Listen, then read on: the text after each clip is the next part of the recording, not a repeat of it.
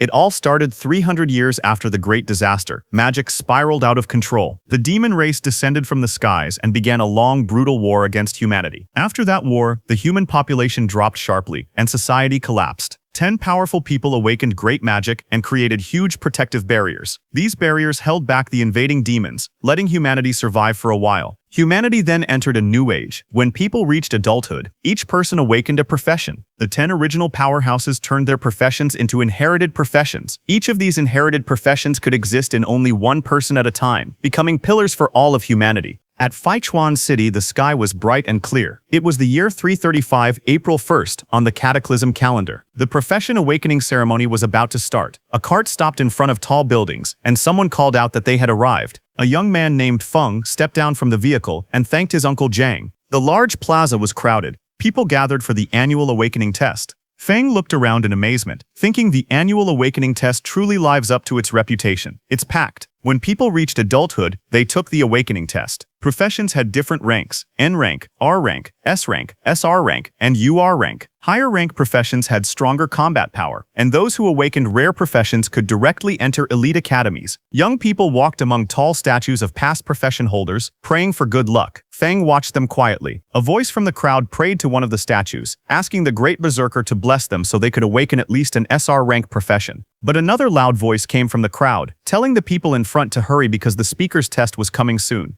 Nearby, Feng stood silently, watching the line. A girl prayed toward a statue, saying that she admired Lady Tianu since childhood and asking her for a blessing to awaken the most noble inherited profession. Hearing this, others thought it was funny and wondered who would daydream like that in broad daylight. Seeing those students, Feng then turned to someone beside him and asked what the people were doing. The other person looked surprised and asked Feng if he didn't know. He explained that there was a rumor that this year's test would produce a new inherited profession holder. He added that there were currently 4 vacant inherited professions, so it was natural that everyone was praying hard. Hearing that, Feng felt that everyone's eagerness to advance seemed stronger than usual this year. To him, that meant business would be good. Suddenly, bright magical fireworks burst in the sky, signaling the start of the testing. Someone shouted for everyone to hurry because the tests had officially begun. Inside the hall, the examiners read out the results one by one. They announced that Lin Hu awakened an R-rank profession at level 10, with 13 magic power. Then they reported Winsa as an N-rank profession at level 8, with 8 magic power. After that, they announced Jefei, who awakened an S-rank profession at level 34 with 55 magic power, and Jefei was accepted. A student with short hair was shocked to hear that Jefei actually had 55 magic power, and he wished he had that much magic power too. When Feng heard that, he immediately held up a bright red tomato and asked that short-haired man if he would like a tomato that could increase magic power. The short-haired man looked shocked at the offer. He asked in disbelief if it was really a tomato that increased magic power. Feng explained that he was a spirit plant doctor and this tomato was a premium variety he had carefully cultivated. He also said that each tomato increased magic power by 5% within 5 minutes, and that each one cost only 5 gold coins. He then showed a bag filled with different spirit plants, tomatoes, long cucumbers, sweet potatoes, and small yellow beans. He said that he also had hunger sweet potatoes that kept someone full for a whole day, fat-burning cucumbers, and strongman beans that increased attack power by 10%. Hearing that, 2 people nearby whispered among themselves. One of them wondered if this was a scam because he had never heard of spirit plants like these. Another person questioned how something could increase magic power and help someone lose weight. The short-haired man holding the tomato told them to just buy one and try it for themselves. He said they could check the buff effect after eating it and complained that he was tired of eating energy bars every day. Feng leaned forward with a confident smile. He announced that it was first come, first served. He said the quantity was limited, and once they were gone, they were gone. Then he added that the first customer could try one for free. Hearing that, the short-haired man stared at the tomato in his hand with a doubtful face. He looked tense and unsure. He then took a bite of the tomato. His face was still hesitant, but he bit into it anyway. Right after eating it, his expression changed completely. He clenched his fists with excitement as a bright glow of energy appeared behind him. He shouted that his magic power really increased and that his body felt lighter. A blonde young man nearby stared in shock and asked if he was seeing things, because he knew that the spirit plant vegetables were developed by the Extraordinary Academy's agricultural department, and he heard they were usually supplied to SR rank professions. Feng told that man that this was a special promotion for the test convention, since everyone here had the potential to become academy students. Hearing that, the blonde man's eyes lit up, and he quickly asked Feng to wrap all of the vegetables for him. Hearing that, a small crowd gathered around to buy those vegetables and grew angry. One person complained loudly, saying he was here first. Another shouted that he wanted 10. Someone else praised the tomatoes, calling them extraordinary produce. Another excited person said that his magic power really did get a boost. Feng watched the scene with a small smile. He thought about his situation. He knew that even though he had only a farmer profession ever since he maxed his level, all the vegetables and fruits he grew gave beneficial buffs. He admitted to himself that he used some marketing tactics, but the effects of his produce were real. After selling all of his vegetables, Feng sat alone in front of a certain shop. He was packing his bag quietly and was about to leave, but suddenly noticed someone coming toward him. When he looked up, he saw that same blonde man from before approaching. Seeing that blonde man, Feng listed the things he sold: chestnut pumpkin seeds for 5 gold, flour rhino manure for 7 gold, grape wine making sugar for 10 gold, and some magic power boosting potions worth 257 gold. After listing everything, he handed over 10 gold to that blonde man and said it was his payment. This blonde man was Feng's friend, who helped him sell his vegetables by boasting about them as a customer. As the blonde man accepted the coins, Feng complained that he didn't have enough money left to buy premium fertilizer for improving his fields. The blonde man thanked him, calling him Brother Feng. He said the spirit plants were very useful and asked why he didn't grow more. Hearing that, Feng got annoyed and hit the blonde man, asking if he thought growing spirit plants with such effects was easy. Later, the two of them walked together under a clear blue sky. The blonde man said it was a shame because Feng had high talent since childhood, yet he was only— But before he could complete his words, Feng interrupted and told him to hurry home, saying Aunt Joe was waiting for him. Then Feng walked alone under a bridge, thinking about what that blonde man was saying. Although people called him a genius since childhood, he only awakened the N-rank farmer profession. He recalled that when he went to burn paper offerings for his deceased father, who had been an archdruid, he was scared his father might jump out of the coffin. Thinking positively, he said that maybe this was karmic balance, since he had a herbalist mother and an archdruid father, yet he became a farmer. But in truth, he was satisfied with his peaceful life. He felt relieved that he did not have to go to the battlefield and die like his father, and that his mother would not have to worry. As he walked forward, he said that even if it was only for his mother's sake, he must take care of their family farm properly. But suddenly, a single drop of water fell on his face. He looked up in confusion. He asked himself why it was raining when the sky was clear. But wind suddenly swirled around him, and a man came falling toward him from the sky.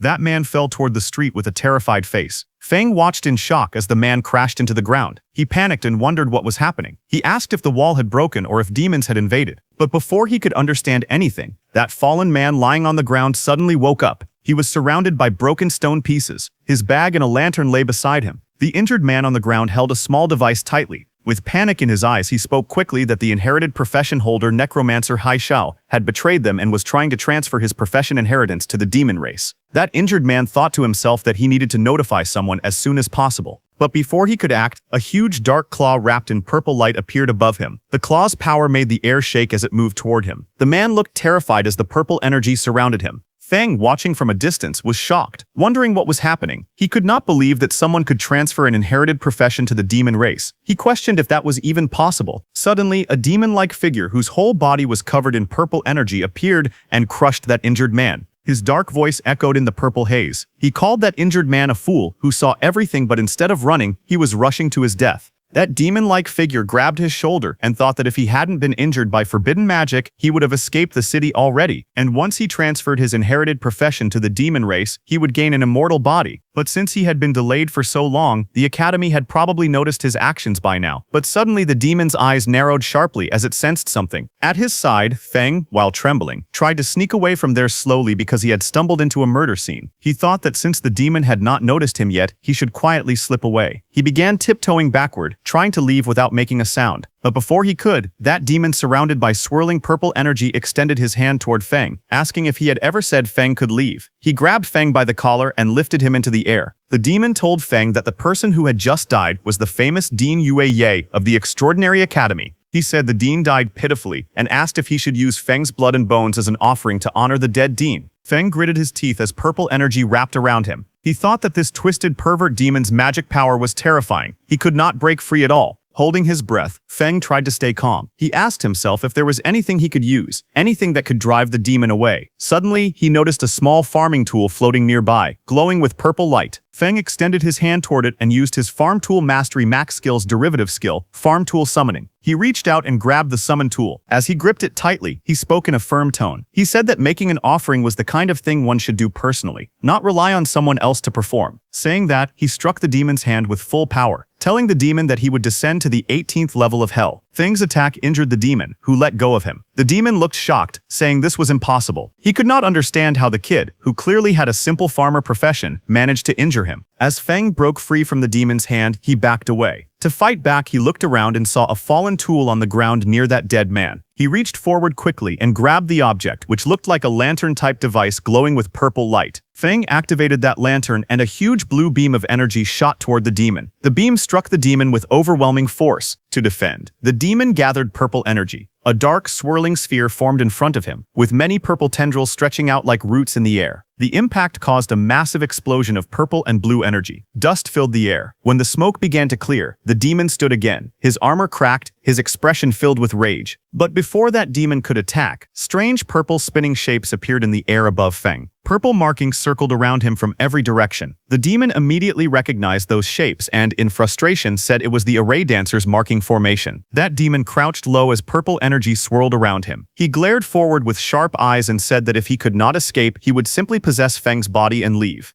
Purple energy wrapped around the demon's body as he charged at Feng with full speed, giving Feng no time to even react. Feng let out pained sounds as the demon entered his body. The swirling energy closed around his body, pulling him toward the dark figure. Inside Feng's mind, the demon smirked and told Feng that even though he had the lowest profession, his talent was still decent, and he should feel lucky to become his vessel. Hearing that, Feng laughed nervously. Blue energy circles moved around him as he spoke. He said that he had been training since childhood without skipping a single day, so if the demon wanted to take over his body, he would have to work a little harder. But the demon remained confident. His voice echoed again, saying that inferior was inferior, and his power was something Feng would never reach. And the next second, Feng fell to the ground. Purple chains of energy wrapped around him tightly. He looked down weakly and said it seemed like luck was not on his side this time. His hand slowly reached out toward a knife lying just within his reach. As his fingers stretched toward it, Feng grabbed it and raised the sharp knife in his hand, while dark purple energy surrounded him. His eyes were firm as he told the demon that they should both go down together happily. Hearing that, the demon became alarmed. He tried to stop Feng, asking what he was doing, but the next second Feng stabbed himself hard in the stomach. Blood burst out as he held the knife tightly. He shouted that even if they both perished together, he would never give up his body. Feng's vision started to fade. In his thoughts, he spoke to his father, saying he did not want to go over there and get scolded. His body fell to the ground. His eyes were closed, and purple energy wrapped tightly around him. But suddenly, a glowing golden light formed from his chest. The light grew brighter and brighter, spreading around him. That demon stared at the glow with fear and confusion. He wondered what the dazzling light was, and asked himself if Feng's magic power was erupting. The next second, a blinding golden light burst open in the sky. The demon below looked up at it with shock, as the golden beams spread out in all directions like glowing branches. Then that light wrapped around the demon's body. He stepped back in fear. His voice shook as he shouted that this could not be happening. He shouted that it was impossible, but more golden strands tightened around him. They spun faster and faster, forming a thick cocoon of golden lines around his entire body. The cocoon glowed even brighter, twisting with great force. In the next moment, a violent blast erupted from inside it. Purple power and shattered pieces flew out as something inside was destroyed. At that time, a purple system window appeared in the darkness. It displayed a message congratulating Fen, saying he had acquired a new talent. Inherited profession, Necromancer. Then sometime later, Fen's eyes snapped open in shock while he was lying on the ground. He stared at his hands and his wounded clothes. With disbelief in his voice, he said he was still alive. Fen checked his body in confusion as he spoke. He said he could still control his own body and wondered if the demon trying to possess him had failed. He sat on the ground with a calm face and opened his system status window. A glowing purple screen floated in front of him, and he read the information on it. Feng looked at the glowing screen with a serious expression as he read the details of his new abilities. His name was written on it, along with his profession, Spirit Farm Master Mutated Unique. He looked at the screen with a calm and curious expression. Then he scrolled to another panel that showed the full list of his status information. His name was Lin Feng, profession, Spirit Farm Master, which was mutated and unique. He was level 1 with 300 strength, 300 constitution, 100 agility, 110 magic power, 100 spirit, and 300 luck points. His skills were rapid land clearing, efficient planting, rapid harvesting, yield increase, farm tool mastery at max level, undead affinity passive, transcendent growth basic, undead summoning basic, and soul extraction passive. Feng stared at the screen closely. His eyes widened as he realized that his level had reset to 1, but all his maxed out farmer attributes were still there. Looking closely, he found that his magic power had increased as well because of that demon soul force. With this, he realized that once he leveled up again, his attributes could break past the old limits of the farmer class. But he looked annoyed as he read the list of new skills. Among them, he noticed the undead summoning. He muttered that he could actually summon undead, but he hoped it would not summon that guy. Feng activated his farming skill, and in his left hand, green energy swirled around his fingers. In the next moment, Feng raised his right hand and used the other power he was feeling before. This time, purple lightning-like energy wrapped around his fingers. He stared at it with shock, watching the power rise through the air. Then Feng combined both of those energies and saw green and purple energies mixing inside his hand. He slowly realized what was happening. The farmer's magic power was merging together with the undead magic power. His face turned tense. He closed his eyes for a moment as he understood that something inside him had changed. He saw his glowing profession chart filled with symbols. He saw a green calm chart, and then he saw another chart releasing violent purple lightning. His profession tree was forming new branches. With a worried look, he realized that his profession tree had split. He had not changed classes. He had gained an additional profession. Feng stared at it in disbelief. He recognized one of the symbols of that purple chart and understood what it meant. That demon who entered his body earlier was actually an awakener of a legendary inherited profession, Necromancer. He looked at that demon's purple figure lying on the ground and wondered in disbelief if this guy was a Necromancer. The profession tree continued glowing. Purple electricity ran across it. Feng looked at his own hand again. A swirling green-purple power pulsed inside his palm. He could feel that the power still did not belong to him. He became anxious. He knew that if he couldn't tame this energy and fully turn it into his own power, something dangerous would happen. His farmer profession would collapse, disappear, and his consciousness might be devoured by that demon again. Feng covered his face, embarrassed. He glanced at the profession tree and thought that the yellow color on his own farming icons looked dirty and earthy. Feng stood inside a glowing purple magic circle. Purple runes floated around him as he raised his hand and activated the skill Undead Summoning. Right after that, purple energy cracked the ground as the space around him shook. Broken pieces of the ground floated into the air as purple lightning hit the Necromancer and the human he killed before. The purple energy swirled wildly as something began to appear inside the circle. Two figures slowly formed from the purple light. One had a body shining like a pale blue phantom. He was Yu, level 1 undead sage. The second figure appeared glowing bright purple with sharp armor and long hair. He was He Xiao, level 1 undead wild hunt. Feng looked at them and realized it was really that human and the Necromancer. Even though their levels had been reset, all their abilities were still preserved and they could level up again. After all that commotion, he knew the law enforcement squad was on the way, so he needed to leave quickly. He immediately turned to leave because he also understood that no one would believe an ordinary farmer could kill two extraordinary individuals. Instead, if anyone found out about his current situation, it could bring serious danger to him. So Feng walked away with his backpack. But he was determined and said that the urgent priority was to find a place that could give him protection, resources, and high-tier land. He wanted a place where he could test and control his dangerous new power and turn his dad's theories into reality. Then one day later, Feng went to his family farmland, which was clear and bright. Feng walked along the open fields, looking troubled. He thought about how a full day had passed, yet the Necromancer's influence on his profession still had not faded. But leaving that aside, he opened his laptop to watch the news. A man in a suit appeared on the finance channel. He greeted the audience and announced that the day marked the birthday of a veteran agricultural teacher. Back on the farmland, Feng inspected a young plant in his hand. Purple lightning wrapped around his fingers as he examined the sprout closely. He noticed that every crop affected by his new power was turning strange. Around him, the mutated plants grew unnaturally. Green vines thickened, stretching under a sky filled with purple energy. The stems twisted into complex shapes, forming net-like structures that shimmered under the sun. Soon, one plant swelled into a large cabbage-like bulb. Purple energy pulsed from within its leaves. The bulb shook and then burst open, releasing thick smoke. Suddenly, a long dark vine shot out and grabbed a small bird mid-flight. Sharp purple spikes rose from the plant as the bird struggled in the air. Feng looked at it in shock. His mouth hung open as he stared at the monstrous plants spreading across the field. He raised his voice in disbelief, wondering what he was even looking at. Panic crept into his face as he realized the danger. If people saw these strange creations, he feared they would mistake it for a demon invasion. Feng immediately grabbed a shovel and started digging, saying that he needed to dispose of the mutated crops as fast as possible. He stared at the cabbage he had just disposed of and thought about how his new magic power had caused terrifying mutations in ordinary plants. He wondered if, by guiding this power properly, he could use it to grow crops on purpose. Thinking about it, he believed that if he learned to control this power, he might create the special plant varieties his father had imagined but never succeeded in cultivating. He imagined growing high-value crops that could raise a person's profession level. While he was thinking all that, urgent news suddenly appeared on the television. A serious-looking news presenter announced that inherited profession holder Necromancer He Zhao had started a rebellion the previous day and had killed Dean Yuoye. The anchor stated that He Zhao's crimes were severe. He also said that anyone with information would be rewarded, and helping him in any way would be treated as a crime.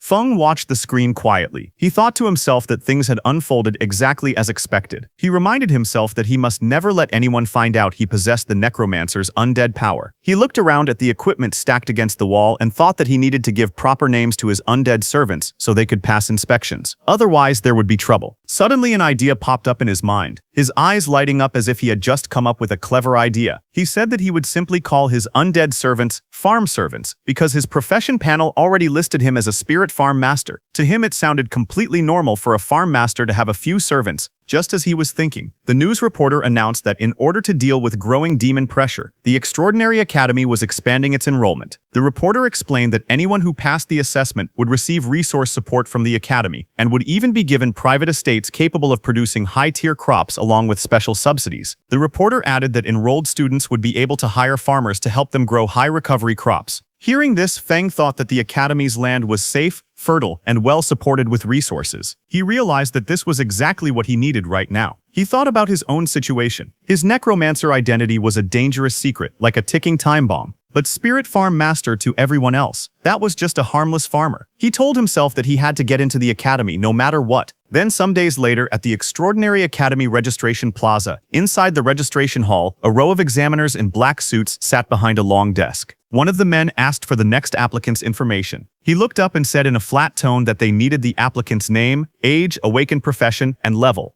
Feng stepped forward. He carried his backpack and calmly stated that he was 18 years old and that his profession was Spirit Farm Master, Level 1. Hearing that, one of the examiners repeated the word Spirit Farm Master with confusion. He scanned the documents in his hand and frowned. He said he had never heard of that profession and assumed it was another non-combat job trying to sneak in. He told Feng to release his profession aura. Feng lifted his hand, and a green aura formed around it, swirling like spiritual energy. The examiner stared at it with disdain. He leaned back, unimpressed, and called it the garbage aura of a farmer profession. He waved dismissively and told him not to waste his time, then shouted for the next applicant. Nearby students began laughing loudly. One mocked the name Spirit Farm Master, asking if Feng had made it up himself. Another joked that it was hilarious for a level 1 farmer to even think about applying. They told him to go back to farming. More voices joined in, saying that Instructor Lee was right, and that someone like Feng would only drag down the school's standards. They said they wouldn't even hire him to work their own fields. But Feng stood facing them without reacting. He looked toward Instructor Lee and spoke steadily. He explained that his profession was a mutated profession. He asked the instructor to give him a chance. He added that his fundamentals were solid and that he would not disappoint. But the instructor grew angry and shouted that solid fundamentals meant nothing for someone who was only level 1. He said a level 1 person couldn't possibly have any real foundation. Then he ordered the security guards to throw Feng out.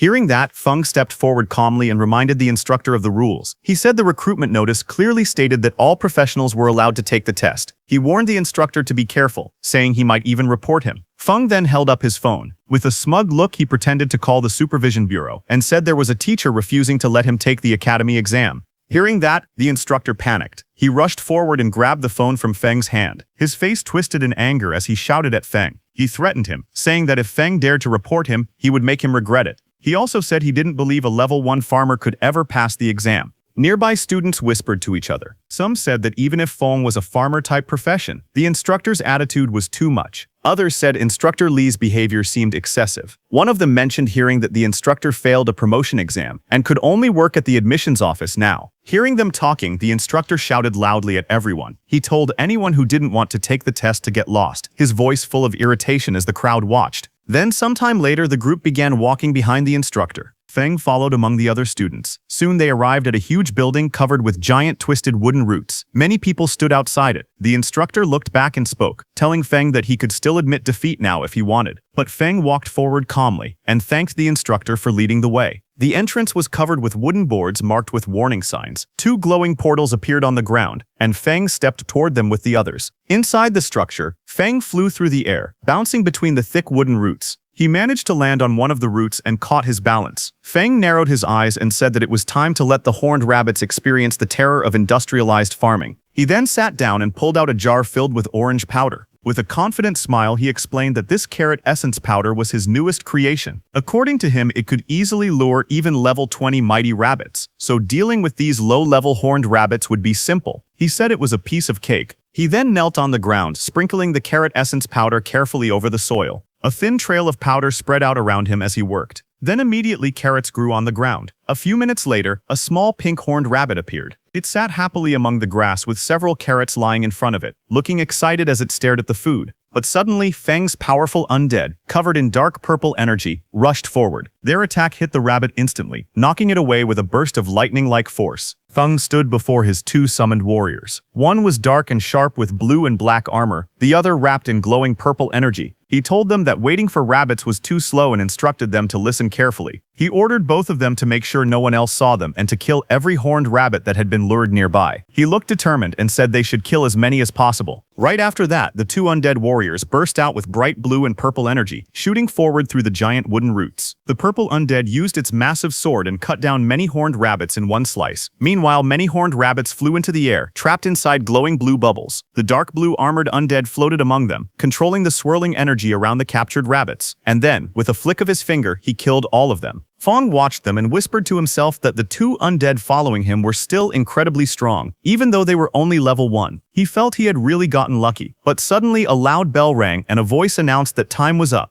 Outside, Examiner Lai in a black suit stood before the big tent and ordered all examinees to come out and hand in the rabbit horns they had collected. Students lined up to submit what they gathered. Examiner Lai shouted at each person harshly. Someone who brought 2 horns failed. Someone with 3 also failed. Another person with none was told to get as far away as possible. Some students complained that rabbits were usually easy to find, wondering why they were so rare this time. Another student said that getting 4 horns was decent because many people didn't find even one and would have to wait for the next recruitment. Then Feng stepped forward. Examiner Li looked at him with annoyance and called him trash, saying he probably didn't have a single horn and should hand over whatever little he had. But instead of answering, Feng raised his hand and a glowing green magic circle formed around his fingers as he opened his inventory with a confident smile on his face. The next moment, a huge wave of pink-horned rabbits came crashing into the tent like a tidal flood. Dozens upon dozens of fluffy bodies piled up, burying the rude examiner under them until only his arms and legs stuck out. Other students stared in shock as the rabbits kept tumbling forward, filling the entire space. Feng stood calmly in the background, watching the chaos he had created. Examiner Li and the staff member beside him looked at those rabbits in shock. Feng smiled slightly and told them that he had a total of 500 horned rabbit horns. He politely asked if they wanted to count them. The examiner's face twisted in disbelief. He stuttered in panic and accused Feng of cheating. But suddenly, the teaching director appeared. He stepped forward with a stern expression and scolded the examiner, asking how someone his age could still bully a child. The examiner froze and nervously asked why the director was there. The director said that if he hadn't come, all of his pet rabbits would have been wiped out by people with no professional ethics. The director then looked at Feng and told him that he had passed the preliminary test. Hearing that, Feng bowed deeply toward him and thanked him for being fair. But when the director saw Feng's face, he got shocked. He stared closely at Feng and said that Feng gave him a familiar feeling and asked if Feng knew why. Hearing that, Feng's eyes narrowed slightly. A tiny bead of sweat slid down his cheek. He stayed silent, but his expression showed clear unease. He walked back as his thoughts surfaced. He wondered if he had been exposed. His face hardened with worry as he looked ahead, unsure of what the director had figured. The teaching director stood in front of Feng with a calm expression. He looked down at Feng and asked what his relationship was with Professor Lin Jie. Hearing that, Feng's eyes shifted slightly. He sighed, thinking to himself that it seemed the director hadn't discovered his class ability. Feng then relaxed and calmly said that Lin Jie was his father, and asked if the director knew him. Hearing that, the director's expression softened. He leaned forward with interest and said that Feng was the son of an old friend. Judging from the situation, he assumed Feng was planning to enroll in the school. The director then asked if there were any difficulties and, as his uncle, offered to pull some strings for him. But before he could continue, a woman with long pink hair stepped forward.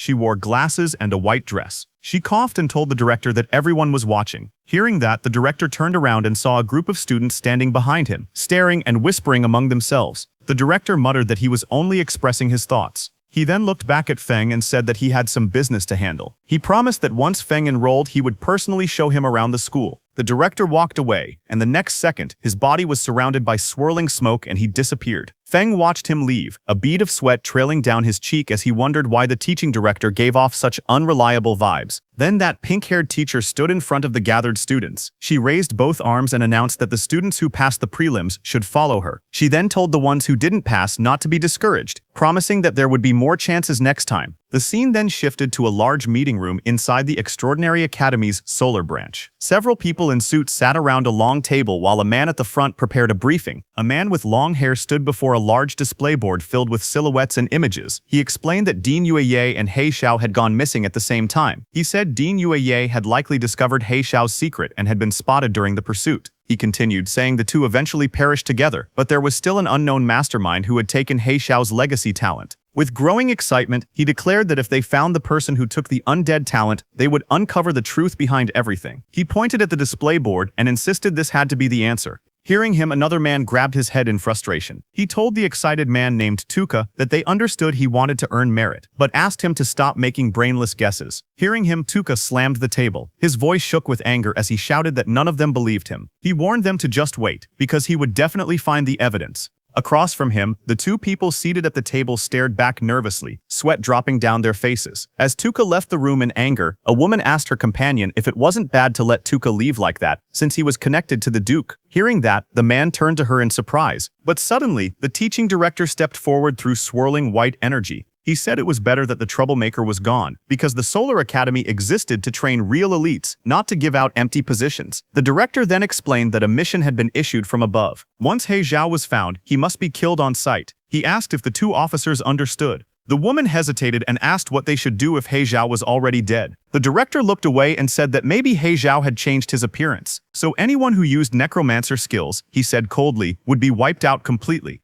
Meanwhile, in the mission hall of the Extraordinary Academy, many students gathered under the bright lights. A glowing blue portal floated behind the podium, casting light across the room as students chatted and waited. Then suddenly, that pink-haired teacher came out of the portal and stood at the podium and began announcing the mission. She stated that the re-examination task required all new students to clear a level 5 special dungeon called the Magic Horned Beast Lair, located outside the city. She also announced that the time limit for the mission was only 3 hours. Hearing her, the crowd in front reacted with shock. Some students panicked, saying they were only level 4 or 5, wondering how they could possibly finish such a dungeon in such a short time. One boy asked if anyone could actually do something that difficult. Another said grinding down the final boss might be possible, but completing everything within 3 hours seemed too hard. The pink-haired instructor smiled calmly. She told them that they were not required to clear it solo. She explained that they were allowed to form parties, but each team could not exceed 5 members. After forming a group, they had to return and register their starting time. Hands immediately shot up throughout the hall. Some shouted that their team of 4 needed one strong frontline warrior. Others called out that they were elemental mages with explosive damage. A girl introduced herself as Zhao Nanliang and asked if any strong seniors would be willing to carry her. Among the lively crowd, Feng stood off to the side. Carrying his backpack, he looked down at a glowing system screen in front of him, reading the mission details displayed on it. While Feng was standing quietly, suddenly a pair of red high-heeled boots stepped toward him. Feng lifted his head slightly, noticing someone approaching. A pink-haired girl with twin buns stood in front of him, smiling warmly. She introduced herself as a level 7 magic class student. She told him she had watched his prelims and saw how he managed to kill so many magic horned rabbits. She said he must be very amazing and politely asked if she could team up with him. Feng listened calmly. In his thoughts, he noted that a level 7 student was definitely strong enough to solo the dungeon. He thought that if he were still just a farmer class, he would happily accept such an invitation. But his necromancer abilities absolutely could not be exposed, so he needed to avoid teaming up. He rubbed the back of his head with a relaxed smile and told her he preferred acting alone, gently refusing her offer. Hearing that, the girl kept her pleasant expression and wished him a smooth clear. She then turned and walked away in her red heels. Feng also walked off in the opposite direction, ready to face the mission alone. He went to that pink-haired instructor and leaned over the counter. When she heard that he wanted to go alone, she told him that this dungeon's difficulty wasn't low, but Feng said it was fine and asked her to give him the mission directly. Next, she handed him a scroll. As she did, she guessed that he wanted to solo the dungeon for its special solo reward, the Black Bear Gallbladder. She explained that the reward was a huge boost for low-level students like him, but warned that he still needed to understand his limits. Feng accepted the scroll with a small smile and thanked her for the reminder. The scene then shifted outside the magic-horned beast lair dungeon. A massive portal shaped with jagged bone-like structures swirled with bright blue energy. Several academy staff members stood guard in front of it. Feng walked toward them. One staff member stepped forward and asked where his teammates were, but Feng replied that it was just him. Hearing that, both staff members looked at him with concern. One of them told him that a level 5 dungeon was too dangerous for a single person and advised him to find teammates before entering. But Feng held the rolled mission scroll in his hand and looked straight ahead. He calmly told the examiners that the rules allowed a solo entry. The two staff members standing near the dungeon gate whispered to each other. One of them guessed that Feng probably wanted the solo reward, the black bear gallbladder. The other said that Feng had guts, but he should first think about whether he had the strength for it. Left with no choice, they let him go. As the glowing entrance activated, one examiner looked at him again and softly wished him good luck. Inside the dungeon, there was a huge cavern filled with countless round eggs of different colors, scattered across the rocky ground and piled between jagged walls. A path led deeper into the lair. Feng walked forward as the blue energy light of the dungeon entrance disappeared behind him. He stepped inside with a calm expression. Immediately, two lizard-like monsters with long tongues crawled toward him from the front. He looked at them quietly and thought to himself that level 3 and level 4 monsters were no threat to him now that he was level 6. Feng summoned his Undead, who immediately rushed with flashes of blue and purple energy and killed those two lizard monsters. But suddenly, more monsters rushed toward him. He looked around at their growing numbers and sighed internally. The manual had warned that the dungeon contained many monsters, but seeing this amount in front of him felt like far too many. Feng stared at a massive cave filled with countless glowing red eyes peeking through the darkness. Lizard monster eggs covered the floor and walls around him. He looked at the sight calmly and said that this was a perfect time to try the new summoning method. A bright surge of purple lightning burst around him as he raised his hand and activated his skill, Undead Summoning. The lightning twisted through the air as monstrous shapes began forming. Moments later, those two lizards who were killed by Feng's undead before turned into lizard undead and appeared before him. Their bodies glowed with blue flames, their forms flickering like shadows as they waited for orders. Standing confidently, Feng pointed forward and commanded them to charge. From afar, the undead rushed out like a storm. Blue and purple energy streaks filled the entire passage, shaking the surroundings. Behind Feng, his two humanoid undead stood on the rocks, watching the advance. Watching those lizard undeads, Feng realized that beast-type undead kept some traits from when they were alive. They were aggressive but had low intelligence and could only follow simple commands. Feng observed them quietly. He noted that they consumed less magic power than others, but he wondered if they could do small chores like carrying water as well as fighting. Feng then sent his humanoid undead too. Those humanoid undead rushed forward, leaving trails of blue and purple light behind them. Both moved with sharp, deadly energy. The purple undead took out his long swords and struck first, swinging his long sword through the air. Powerful purple lightning wrapped around him as he slashed at the flying creatures in front of him. His attack scattered feathers and light everywhere.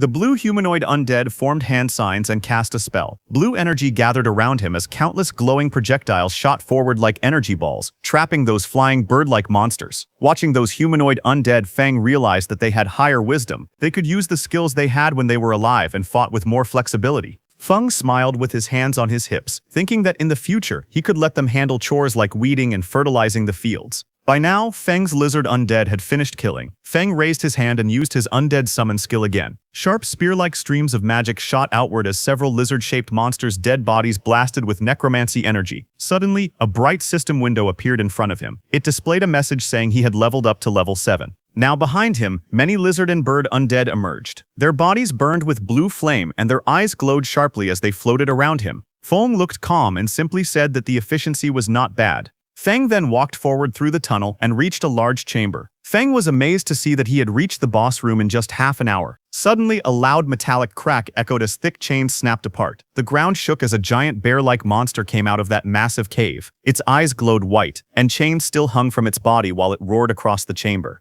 Feng looked at the boss with a sharp expression. He said that since this was the boss, it was perfect for testing overall combat power. He called for all his undead to come out. All of Feng's humanoid and beast undead appeared behind him. Energy swirled around all of them as they lined up at his command. Feng then issued his orders. He told He Xiao to handle the frontal containment. He told Yue to curse and weaken the boss. He instructed the other undead units to attack the boss's joints and its eyes. On his command, all of his undead charged at the giant bear monster standing in front of him. They continuously attacked across its fur as it struggled and roared. In front of it, Feng sat calmly on a mat, a small snack box in his backpack beside him, as if he were having a quiet break while the battle raged. He watched the ongoing fight and noted that the coordination of his undead was getting smoother. He was eating grapes and system notification points popped up saying his magic power had recovered by 666 points, and it kept increasing as he ate more and more grapes. Then Feng's purple undead lunged at the chained boss. The boss monster swung its claws, but it did no damage to the purple undead, and it got closer to the boss. The purple undead collected huge amounts of lightning energy in his hand and punched the boss monster. His punch was so powerful that the whole ground exploded with a huge explosion. It was a massive burst of energy that swallowed the monster in blinding light.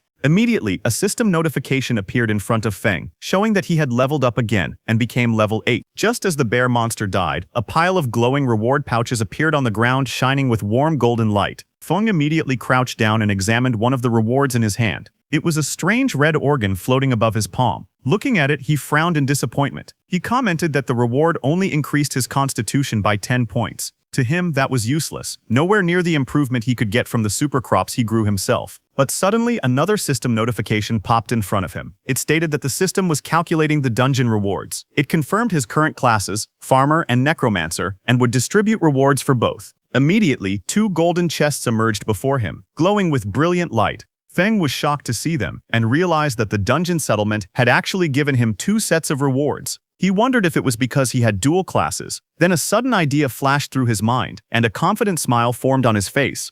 He said that if dungeon settlements could give double rewards, then there might also be a way to manipulate the crops he planted to receive even more benefits. Then after clearing the dungeon, Feng left the dungeon. As he walked out, everyone there, all the hunters, were shocked to see him. One of them muttered in shock, asking if he had really finished the dungeon alone. 2 of the hunters whispered among themselves, their voices filled with doubt. One shouted that it was impossible. Everyone knew how dangerous the inside of that cave was. There was no way he had cleared it alone. He claimed that Feng must have hidden inside just to save face and never gone deeper. Another hunter added that it didn't make sense. His clothes were spotless. There was no way someone that clean had fought through a swarm of magic beasts. But Feng didn't care what they said. He went to the mission center and handed over the mission scroll to that pink-haired teacher, saying he was there to hand in the mission. The pink-haired teacher checked the dungeon scroll in her hands, and a green confirmation mark appeared on the screen, confirming that he had completed the mission. Seeing that, the pink-haired teacher's eyes widened in shock. She couldn't believe that he had actually passed, and that he had done it completely solo. Feng smiled softly. His expression remained composed, confident, and quietly satisfied with his achievement.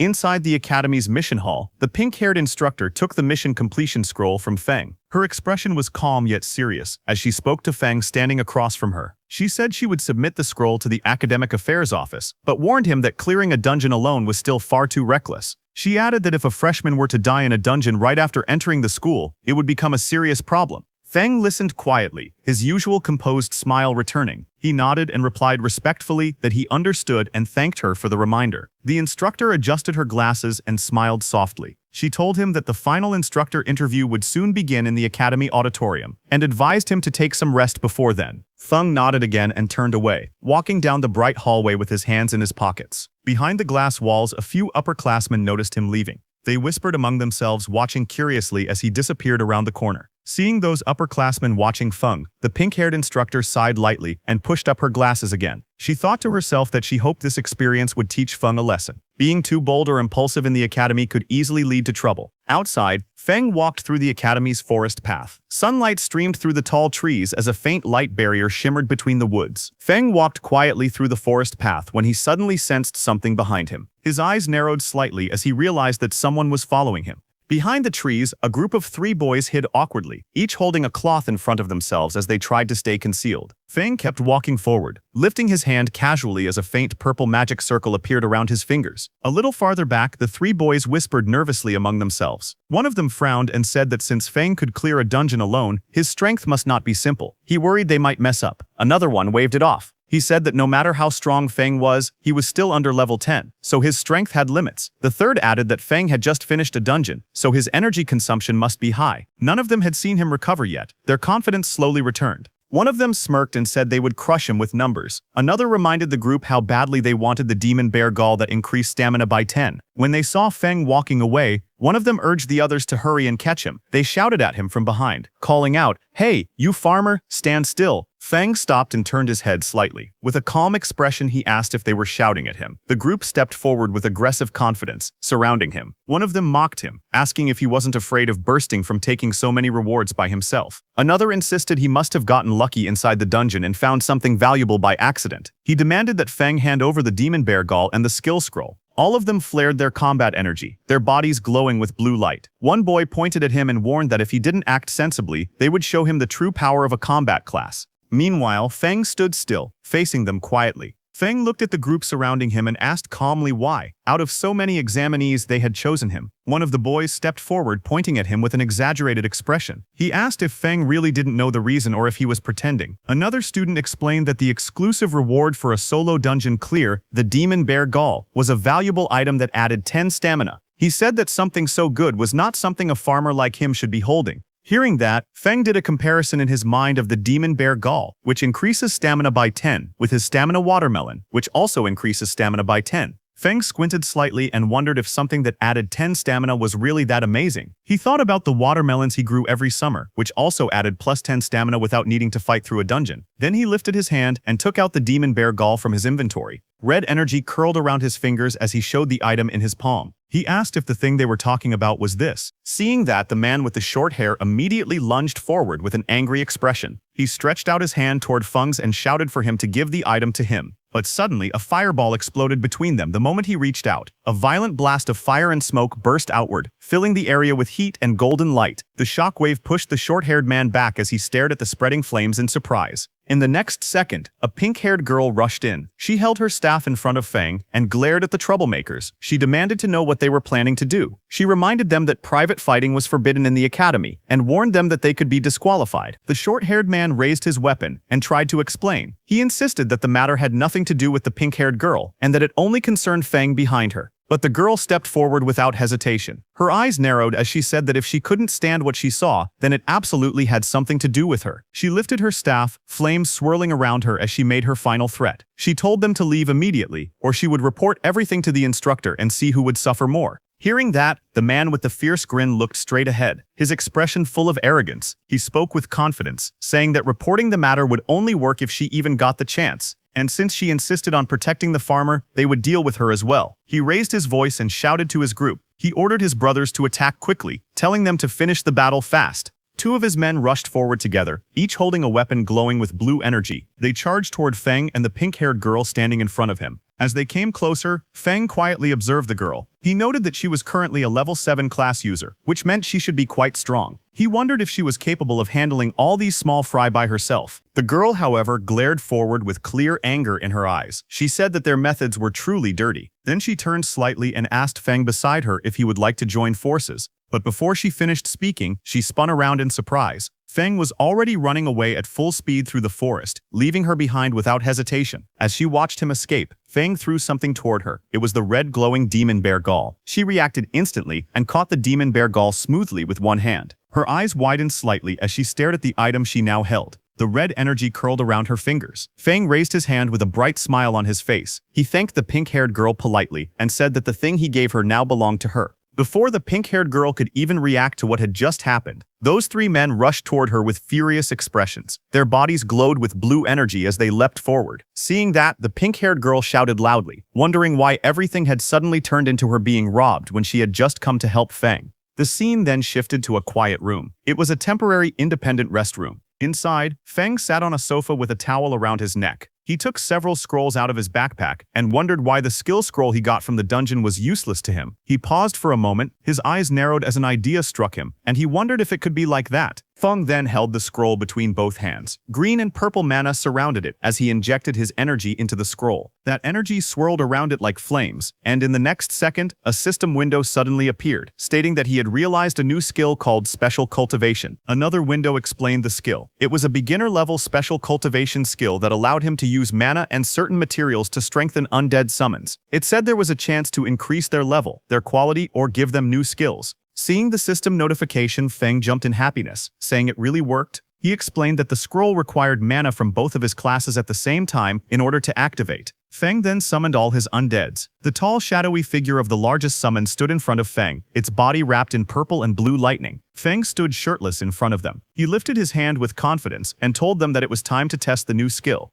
Green energy flickered around Feng's fingers as he focused. His expression stayed calm as if he already knew the result. The tallest summon, He Kui, was the first to react. Purple flames burst from its body as its power rose sharply, and a glowing message appeared beside it showing that it had advanced from level 6 to level 8. Next, the summon with the icy armor, Yu Ye, was covered in swirling blue energy. Its strength climbed rapidly, and it rose from level 6 to level 8 as well. The demon horned bear followed soon after. Blue light wrapped around its heavy frame, and its level jumped from 7 to 9. Two smaller summons, the horned lizard and the horned eagle, glowed together in bright blue light. Their combined levels increased, rising from level 5 and 6 to level 7. Watching all of this, Feng tilted his head slightly. A small smile appeared on his face as he nodded in satisfaction. He said softly that it was not bad at all. He stood facing his newly empowered summons. Purple and blue energy stormed around their bodies. The huge figures of He Kui and Yue Ye towered in front of him, both stronger than before, as they waited for his next command. Watching them, Feng lowered his eyes, and a quiet thought formed in his mind. He said that the only bad thing was when he would be able to obtain new fields, because he couldn't bring himself to ruin the fields at home just to experiment on new crops. Then sometime later he walked out of his room wearing casual clothes and a backpack. He stepped through the doorway with his hands in his pockets, but as he was closing the door, suddenly that pink hair appeared and called out to him. She brought up the demon bear gall. Feng turned slightly and, lightly smiling, told her that the demon bear gall was hers.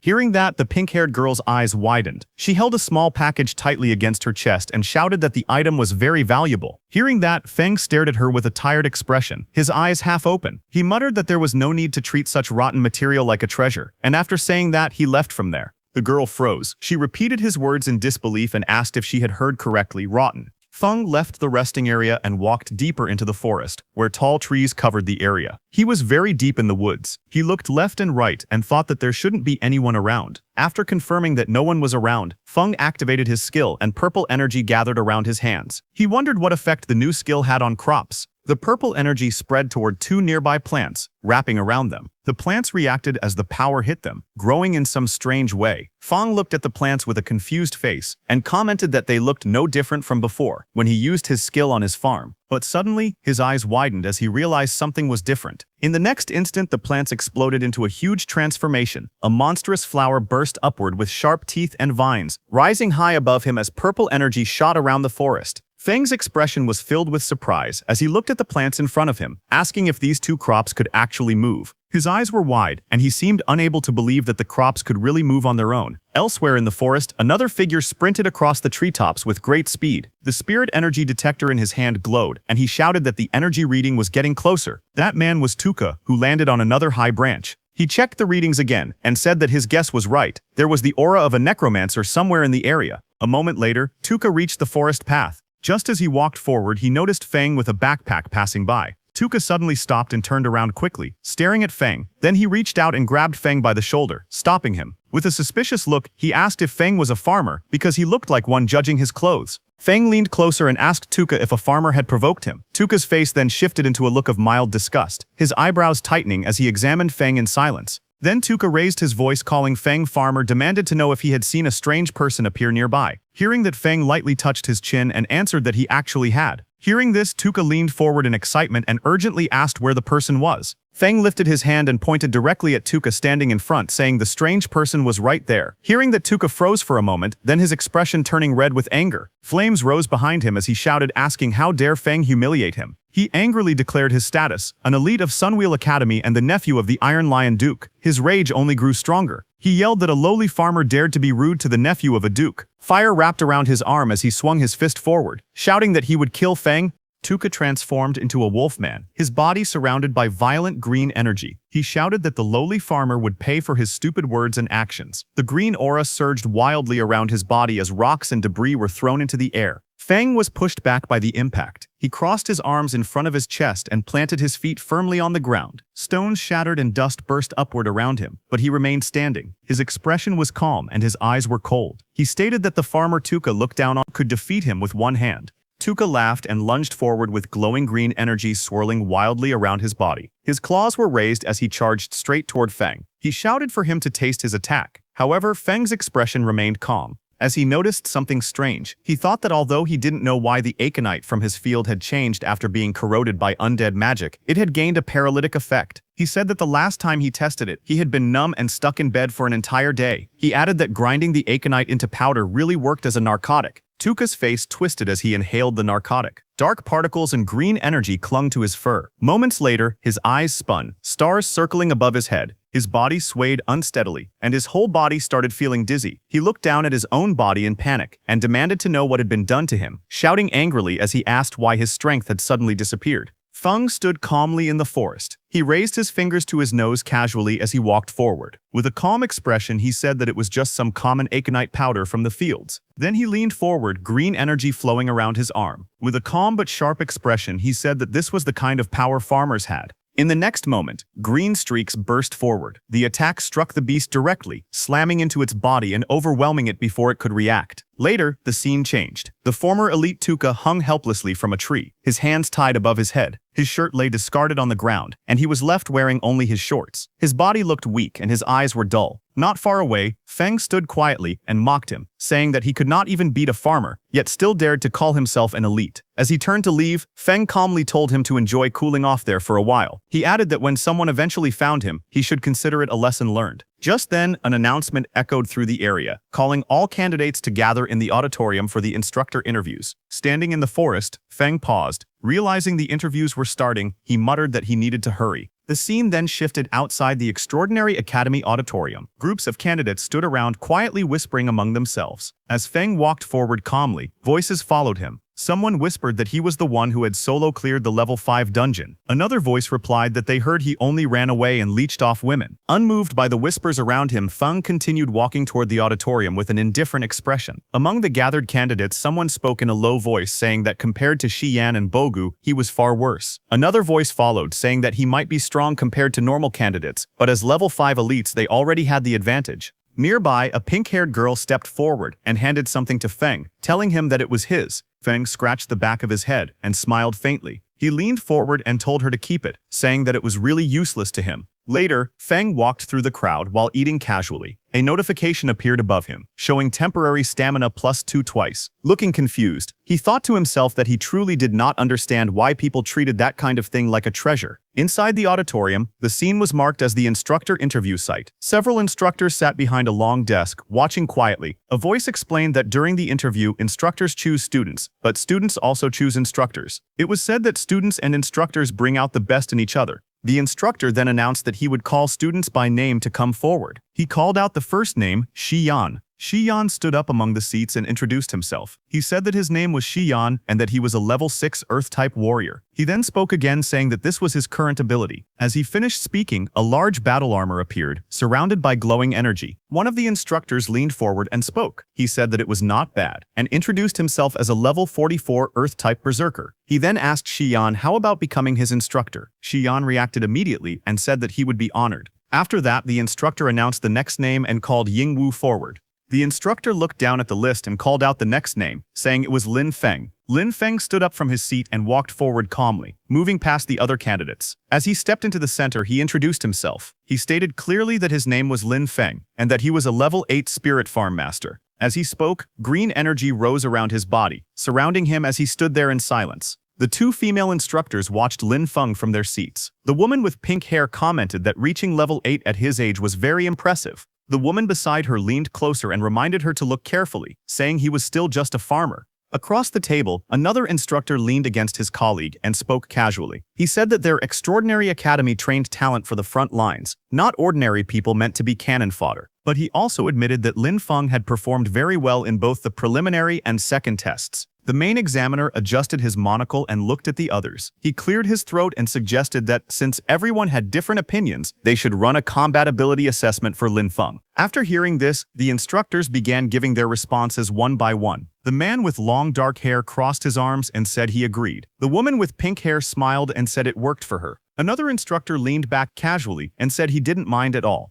Lin Feng stepped forward as the examiner called out to him. Green energy swirled around his feet, while the examiner asked if he was willing to take the combat test. The examiner added that their goal was to train people who could fight demons on the front lines, and without combat ability, things would be difficult. Lin Feng lowered his head slightly, thinking to himself. He said that his current combat strength wasn't very high, and he wanted to fight without exposing his necromancer abilities. Lin Feng lifted his head with a small smile and agreed. The scene then shifted to a large open space that had been temporarily marked inside the auditorium. Students and instructors stood around the edges, watching as Lin Feng walked to one side of the marked area. On the opposite side, a tall man waited for him. The instructor explained the rules with a wide grin. He said that the evaluation was simple. Lin Feng only needed to last 5 minutes under his attacks, and if he managed that, it would prove he had talent for combat. As the match began, bright golden energy burst out from the instructor's body. The force spread across the arena, shaking the air as powerful waves of pressure shot in every direction. Students nearby bent down under the weight of it. Some trembled as they struggled to stay balanced. One of them gasped, saying that this was the pressure of someone above level 40. Another said he could barely breathe.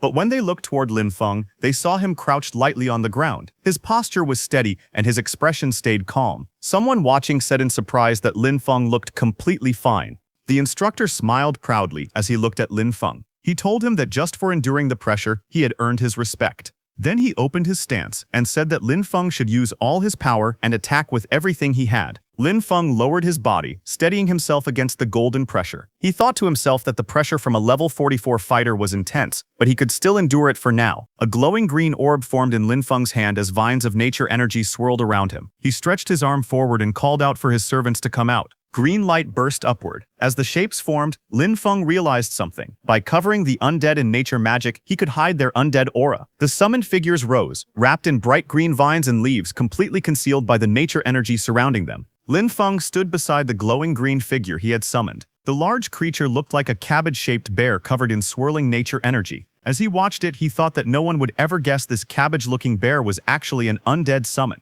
The creature stepped forward, wrapped in bright green vines. Its body glowed strongly, making it look like a rare mutant beast. From the other side of the arena, the instructor narrowed his eyes in surprise. He said that this kind of dense nature magic looked like a rare mutated profession. A smile grew on the instructor's face. He raised his curved blades, lightning-like energy dancing around them. He called out to Lin Feng, saying it was interesting and telling him to come at him. The green cabbage-like bear rushed forward, its body wrapped in bright nature energy. Across from it, the instructor charged in with yellow flames swirling around his weapons. Both figures clashed in the open courtyard, their energies filling the space. Bright streaks of green and yellow flashed everywhere as the two forces collided. The instructor swung his blades with great force while the glowing creature pushed back with its nature power. In the next moment, the instructor went flying upward. His face twisted as he let out a loud scream and charged straight at the cabbage-like bear. Bright yellow sparks burst around the green creature as the instructor's attack struck it again and again. Even while taking heavy blows, the glowing cabbage-like bear stayed standing, its body shaking from the impact. One of the instructors watching from a distance looked surprised. He said that any normal summon would have disappeared by now, but this one was still holding on. The green creature then roared and rushed forward, pushing through the attacks. Yellow and green energy clashed wildly as it charged straight at the instructor, refusing to fall no matter how badly it was hit. One of the instructors looked at the battlefield with sweat running down his face. He asked calmly if Old G was starting to get tired. Lin Feng stood nearby with a relaxed expression. He thought that his summons were undead, so they didn't feel pain or complain. He said that small injuries could be healed easily with a bit of magic. Old G watched Lin Feng and wiped away sweat. He admitted to himself that he originally wanted to show off in front of the students, but now he realized Lin Feng had real talent. He thought that he would need to get serious. Old G then looked directly at Lin Feng. He told him that he would compensate him for the destroyed summon, and asked him to watch closely.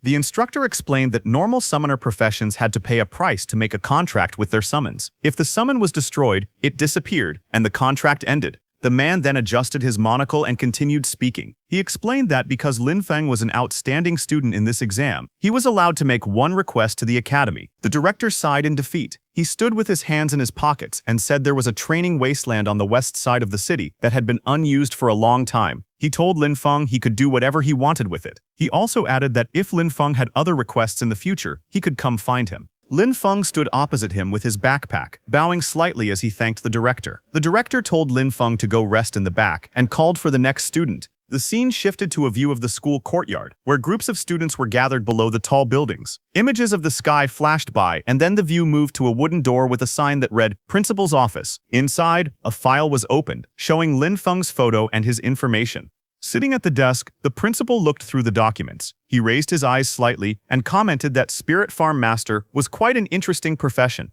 Just then, a woman with pink hair rushed into the principal's office and announced that she had an urgent report. The principal looked up from his desk and asked what it was. She handed him a document. The report stated that Tuka, a member of their investigation team who had been tracking He Xiao, had been brutally killed by a necromancer. She explained that the body was found close to the auditorium, and they now suspected that a necromancer had already slipped into the academy. The scene shifted to the western city training wasteland. Lin Feng walked alone through a quiet forest path, holding a paper map in his hand. While studying the map, he muttered the location to himself and then smiled when he finally found the place marked on it. A moment later, green flames rose from his hand as the usage rights document activated. A glowing message appeared, stating that he now had permission to use 100 mubi of training land in the west of Fengchuan City, granted by the Extraordinary Academy. Another message followed, explaining that a temporary lease agreement had been activated. The duration was 1 year, and a repulsion barrier had opened, allowing only the student Lin Feng to enter the area. Lin Feng touched his ear with a bored expression and complained that 1 year was really stingy. Then he added that most students would be heading to the front lines after a year anyway, so the limit made sense. Lin Feng raised his arms toward the sky with excitement. Purple energy swirled around him as he shouted that a full 100 mu of land was his for at least a year. With joy on his face, he said that this finally felt worthy of the title Spirit Farm Master.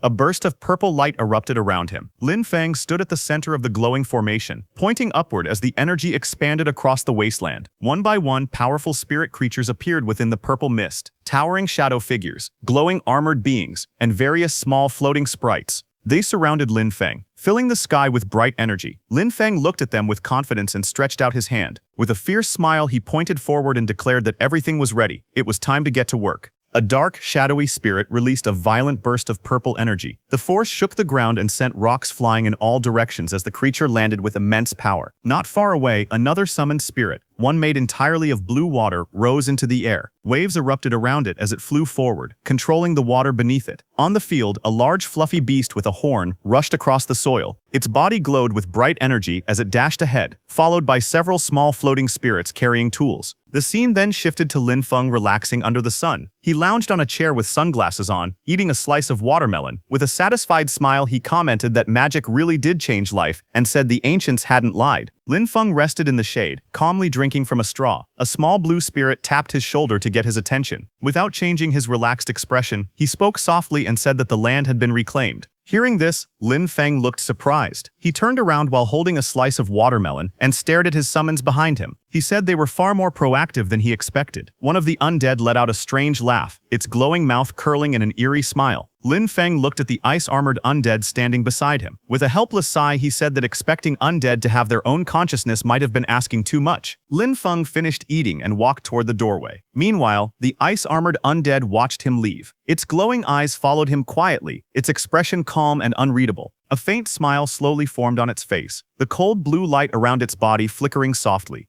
Lin Feng walked along the narrow path beside the long row of greenhouses. A faint glow surrounded him as he placed his hand on the glass, checking on the crops inside. From above, the greenhouse roof revealed rows of planted soil beds. Lin Feng stood among the neatly arranged crops, looking up as soft blue light filtered through the glass. Different plants filled the space, some shaped like budding yellow lotuses, others like purple cabbages. Lines of text floated above them, showing their effects: permanent stamina +1, temporary speed +1, permanent attack +1, all labeled as not yet mature. Lin Feng looked at them with satisfaction. He said that other people had to gain strength through bitter and exhausting training while he improved himself through crops, balanced nutrition, and a solid foundation. Lin Feng stood inside the greenhouse, turning his head to look at the glowing crops behind him. He said it was a shame that only his crops could produce these effects. He added that if his yield were larger and everyone could improve through these plants, then the demons would become nothing more than weak chickens. Lin Feng walked through the narrow glass corridor holding a shovel. Sunlight filtered through the greenhouse walls as he stopped and thought about his situation. He said he couldn't plant only special crops. He needed enough normal crops outside to hide them. Otherwise, the strange plants inside the greenhouse would be discovered too easily. He tightened his grip on the shovel and said it was time to get back to work.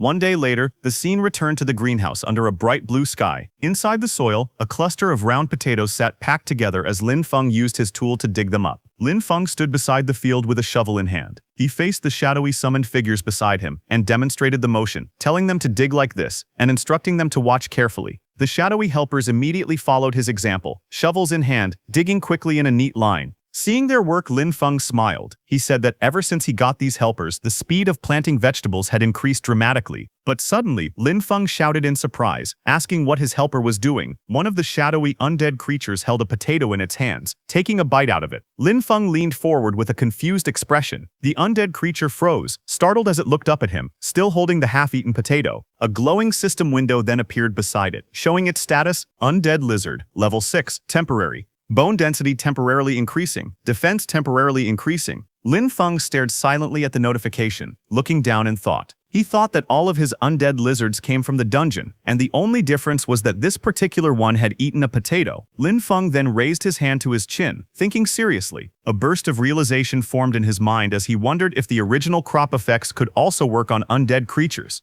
In the days that followed, Lin Feng continued running systematic experiments. He carefully recorded how different crops affected the undead he controlled. However, he was not aware that someone was watching his field. A shadowy figure with glowing red eyes stood in the darkness outside the farm, staring toward the sheds. Under the moonlight, he muttered to himself that the place looked bizarre. He noted that several structures weren't there the last time he had been spying on the area. He crouched forward and looked again, repeating that those things definitely hadn't existed before. Then his expression hardened. With a smirk, he drew a sharp blade and scoffed that a paper-thin wall like that would fall apart with a single slash. He paused after seeing something else inside. Only one person seemed to be there. That made him wonder if it was some sort of trap. He called the situation interesting. Meanwhile, inside, Lin Feng lay relaxed in a hammock, unaware of the intruder who was now watching him from the shadows. As the intruder crept across the rooftop in the dark, moving closer to the greenhouse, suddenly the ground beneath him cracked. A sharp impact struck the edge of the roof, forcing him to jump back in surprise. He landed and sprinted forward, but more blows slammed into the concrete, sending chunks of rubble flying everywhere. The man dropped low, bracing himself as the ground shattered around him.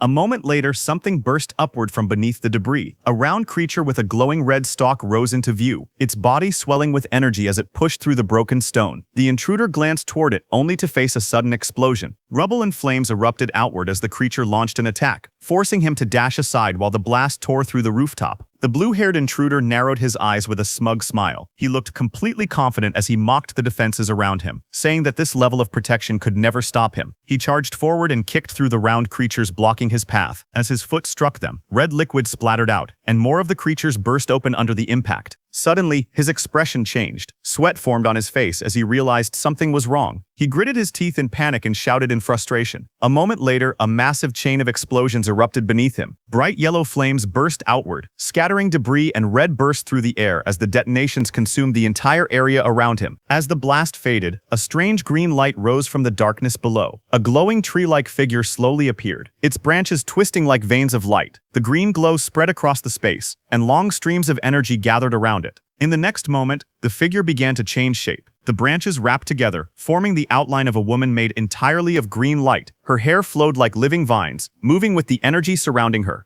The man burst through the smoke, cursing under his breath. He shouted in frustration, saying he wouldn't have come back a second time if it wasn't to gain the Grand Duke's trust. He lowered his body and charged forward through the thick dust. His face twisted in anger as he raised his blade. Blood marked his cheek, but his grip tightened. He growled that once he chopped the creature into pieces, he wanted to see if it could still explode. He swung down with full force, his body glowing with power. Blue energy trailed behind his movement as vines and explosions burst up from the ground beneath him. Then his expression changed. He stared ahead in shock as he noticed something strange. He realized the monsters carried traces of an undead aura. Confusion and alarm filled his face while purple light flickered beside him. He remembered that the Elder had told him that on this scouting trip to Fengchuan City, his main mission was to find the Necromancer He Xiao. He explained that He Xiao had disappeared right after their last contact, even though he had made a deal with their clan. But now, seeing traces of undead energy from here, he realized this location was actually He Xiao's hiding place. Confusion crossed his face as he wondered why He Xiao was hiding here and whether he had betrayed their clan. He continued walking forward with a knife in hand. Purple mist drifted around him as he muttered that He Xiao had no shame when it came to his immortality techniques. Finally, he looked up toward the moonlit sky and decided he shouldn't stay in this place any longer. Finding He Xiao was what mattered most, so he jumped away from the area. The next day, Lin Feng stepped out of the building with a hoe over his shoulder. He wiped his face and said that he had already catalyzed and fertilized most of the plots yesterday. He added that he only needed to take care of the remaining areas. But when he saw his field, his expression suddenly changed. Sweat ran down his face as he looked toward the distance in shock. He rushed forward and saw a collapsed greenhouse surrounded by broken rocks and shattered ground. Standing at the edge of the destruction, he stared at the ruins and shouted in disbelief that his greenhouse was gone. Just as he was worrying about his greenhouse, suddenly a huge shadow crossed the bright sky as a black dragon flew overhead, its wings cutting through the sunlight. Lin Feng looked up from the ruined greenhouse, his expression tightening as he turned toward the sky. He let out a quiet sound of confusion as he stared upward. Moments later, the dragon descended, and two figures stood firmly on its back. One was tall with long black hair, and the other stood beside him with a calm posture. The dragon's red eyes glowed as it hovered above the ground. Lin Feng stepped forward, staring at them in disbelief. He wondered aloud why law enforcement officers had appeared here. The two law enforcement officers stood side by side, red energy swirling around their bodies. The man holding a folder looked at his device and reported that the magic detector showed the source of the magic aura was right here. The tall man beside him listened with a serious expression as the other wondered how a place that used to be a training wasteland had turned into something like this, questioning whether a demon might be hiding there. A small device floated in the air displaying a message that the land had been leased. The officer with glasses read from his notes and said that although someone had already rented the land, they still couldn't rule out demon activity. He reminded his partner to stay cautious. The two law enforcement officers stood outside the barrier. One of them raised his hand and greeted Lin Feng inside, saying they were from the law enforcement team. Inside the barrier, Lin Feng looked confused and wondered why the law enforcement team had come here. The officer with glasses stepped forward, holding his device. He explained that their instruments had detected a magic aura in the area and asked Lin Feng to open the barrier so they could inspect it. The two officers waited as the barrier glowed between them. The taller officer said they didn't know the exact situation yet. Lin Feng stared at them through the barrier and questioned how there could be magic aura on land he had only rented a few days ago. Meanwhile, outside, one of the officers grew impatient and complained that even getting a farmer to open a barrier took this long. The tall officer then spoke again, saying that Tuka had just been killed by demons, and now demonic energy had appeared here as well. Flames rose behind him as he stepped forward, his eyes glowing red. He looked toward the barrier and declared that, in his opinion, the man inside was clearly a demon spy. Inside the barrier, Lin Feng stayed silent, a drop of sweat running down his cheek as he watched them with a tense expression. Outside the barrier, Heru shouts at Lin Feng, ordering him to surrender. Lin Feng looks up calmly, his expression steady. Nearby, two law enforcement officers watch the situation. One of them says that Heru acted too impulsively. He adds that Tuka has just died, and now demonic energy has appeared here. Because of that, Lin Feng looks very suspicious. One of the men steps forward and speaks directly to Lin Feng. He tells him to cooperate with the investigation and asks him to open the barrier. Lin Feng looks to the side and thinks that he needs to find a way to make them leave. He then speaks calmly. He says that his profession is lowly and that no one has ever truly respected him. He explains that he only wanted to find a quiet place and work hard on his cultivation. But now, even the law enforcement team wants to place suspicion on him. One of the men beside the captain looks at Lin Feng with hesitation. He touches the captain's shoulder and says that Lin Feng already looks very pitiful. Suddenly, the captain's expression changes. He loses his temper and explodes in anger, flames rising behind him as he charges forward. The captain clenches his fist and says that anyone can pretend to be pitiful. He suddenly rushes forward and throws a punch at Lin Feng with full force. The punch lands, creating a loud impact and sending waves of power through the air. Lin Feng staggers slightly, then reaches up and touches his cheek. A drop of sweat runs down his face. He realizes that this is bad. His body has been strengthened so much that the captain's punch did not even hurt him. Lin Feng narrows his eyes and thinks to himself that he will have to act a little to get out of this situation. Lin Feng falls to the ground and clutches his chest, acting weak. The captain stares at him in shock and says that he used so much strength in that strike. He cannot understand how Lin Feng is still alive, and says that Lin Feng is very suspicious. Lin Feng looks up calmly and asks if they are trying to beat a confession out of him, just to close the case quickly.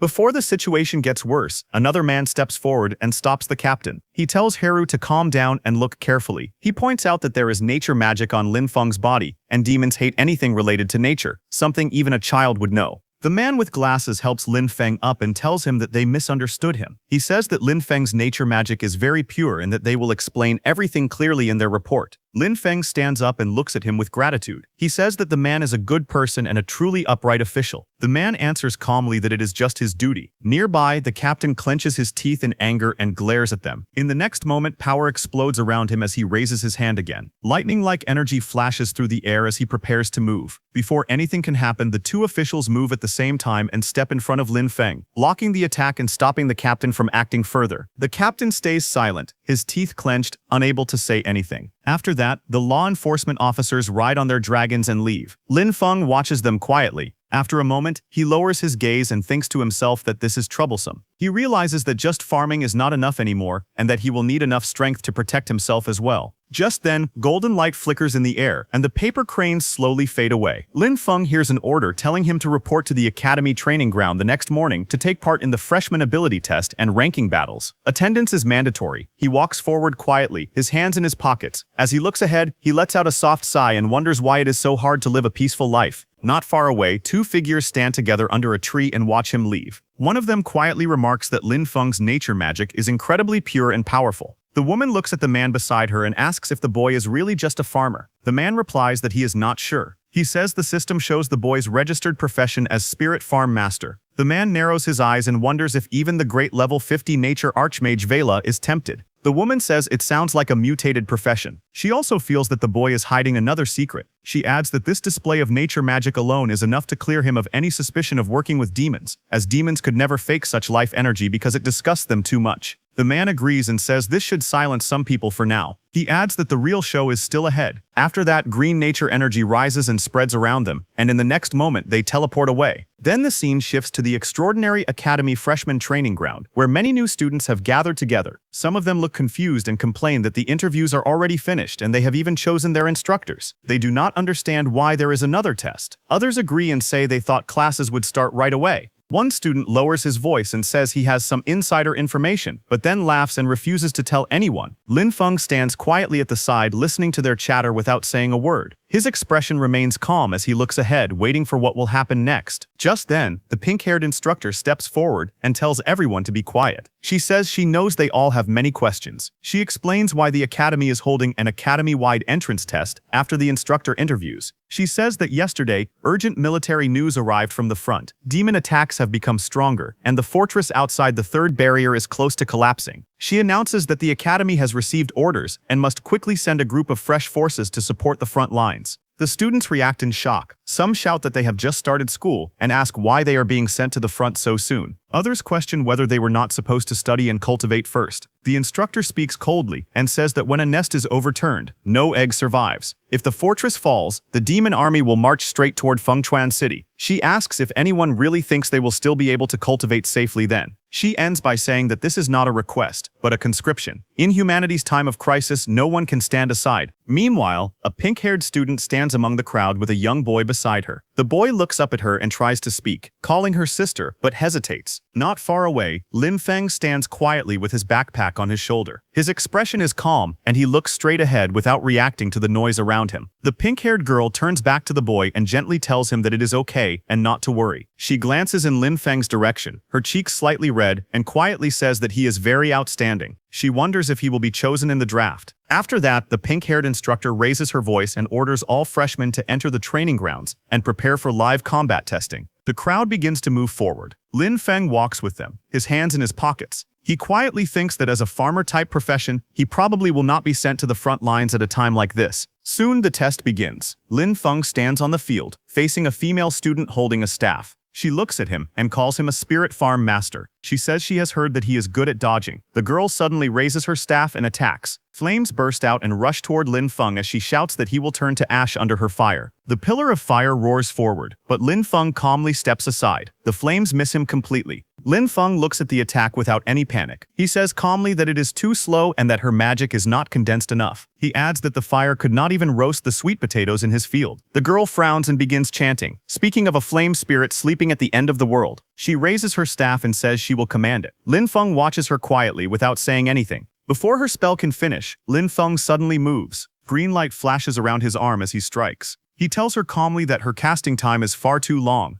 The blow lands. The girl cries out as she is sent flying backward, crashing into the ground. Green energy spreads across the arena as the dust settles. A voice announces the result of the match. Lin Feng is declared the winner. The results are displayed one after another. Lin Feng defeats opponent after opponent, and every match ends with his victory. Lin Feng scratches the back of his head and thinks that beating this many people should be enough. He feels that he can lose the next few matches on purpose. Just then, the black-haired woman steps forward and hands him something. Lin Feng looks up at her and politely thanks her. The woman smiles and tells him that with his talent and potential, he is more than qualified to aim for a much higher stage. Lin Feng looks slightly surprised and asks what she means by a higher stage. She explains that if he earns enough credits and passes the assessments, he can be promoted into the more advanced Sunwheel Academy. The woman explains that the Advanced Academy has better cultivation techniques, stronger instructors, and even chances to obtain legendary weapons or powerful mounts. Lin Feng listens quietly, then calmly says that he appreciates the offer, but he does not really need any of that. The woman looks surprised and asks what he wants instead. Lin Feng smiles lightly and answers that he only wants a bigger and better piece of land so he can farm in peace.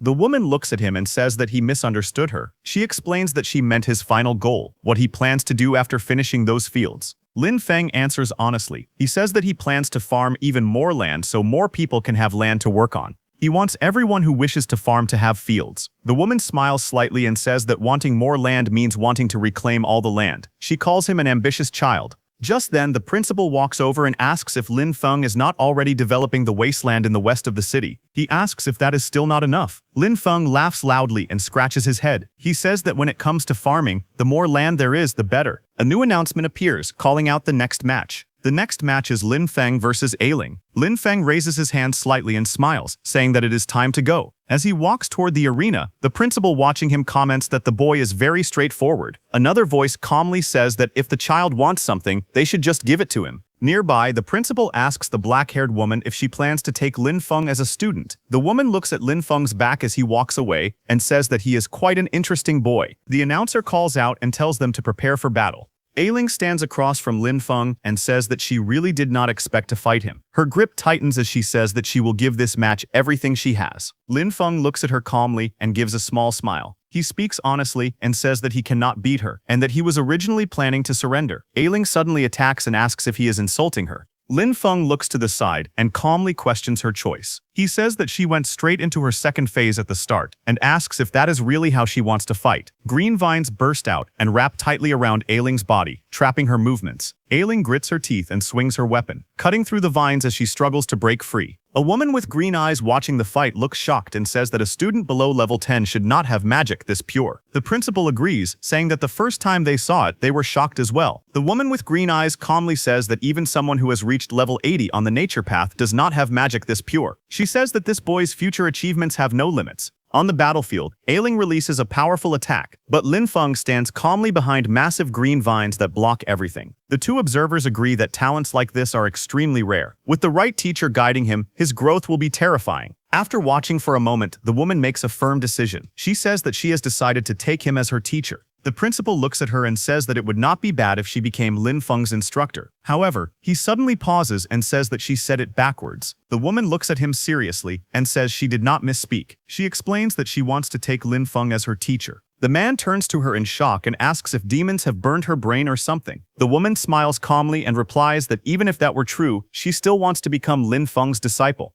At the Extraordinary Academy's freshman drill grounds, the arena explodes with movement. Lin Feng and Ailing clash in a whirlwind of blue energy. Their bodies spin through the air as the force of the attacks shakes the entire platform. Ailing charges at him with incredible speed, her weapon striking the ground hard enough to crack the stone. Lin Feng narrowly dodges, the air bursting around them. In the middle of the fight, Lin Feng stays calm. He thinks that he has already shown enough of his strength. He decides that he should pretend to be weak and then admit defeat. But then a voice echoes across the arena. It warns Lin Feng that if he keeps slacking off, the academy will take back the land in the west of the city and use it for something else. Hearing this, Lin Feng slowly turns his head and looks back. The one who said that was none other than the principal. Lin Feng's expression changes as a spark of blue light flashes in his eye. He refuses immediately. In his mind, he shouts that they cannot take back his land. Absolutely not. That land is everything to him. Ailing's eyes widen as she watches Lin Feng. She feels his aura shift completely. Before this moment, he had only been defending calmly, letting her attacks come to him. But now, she can tell, he is finally starting to fight seriously. Green light bursts around Lin Feng as he moves his arm. Energy gathers at his palm like a swirling storm, glowing brighter and stronger with every passing second. His expression is focused and sharp.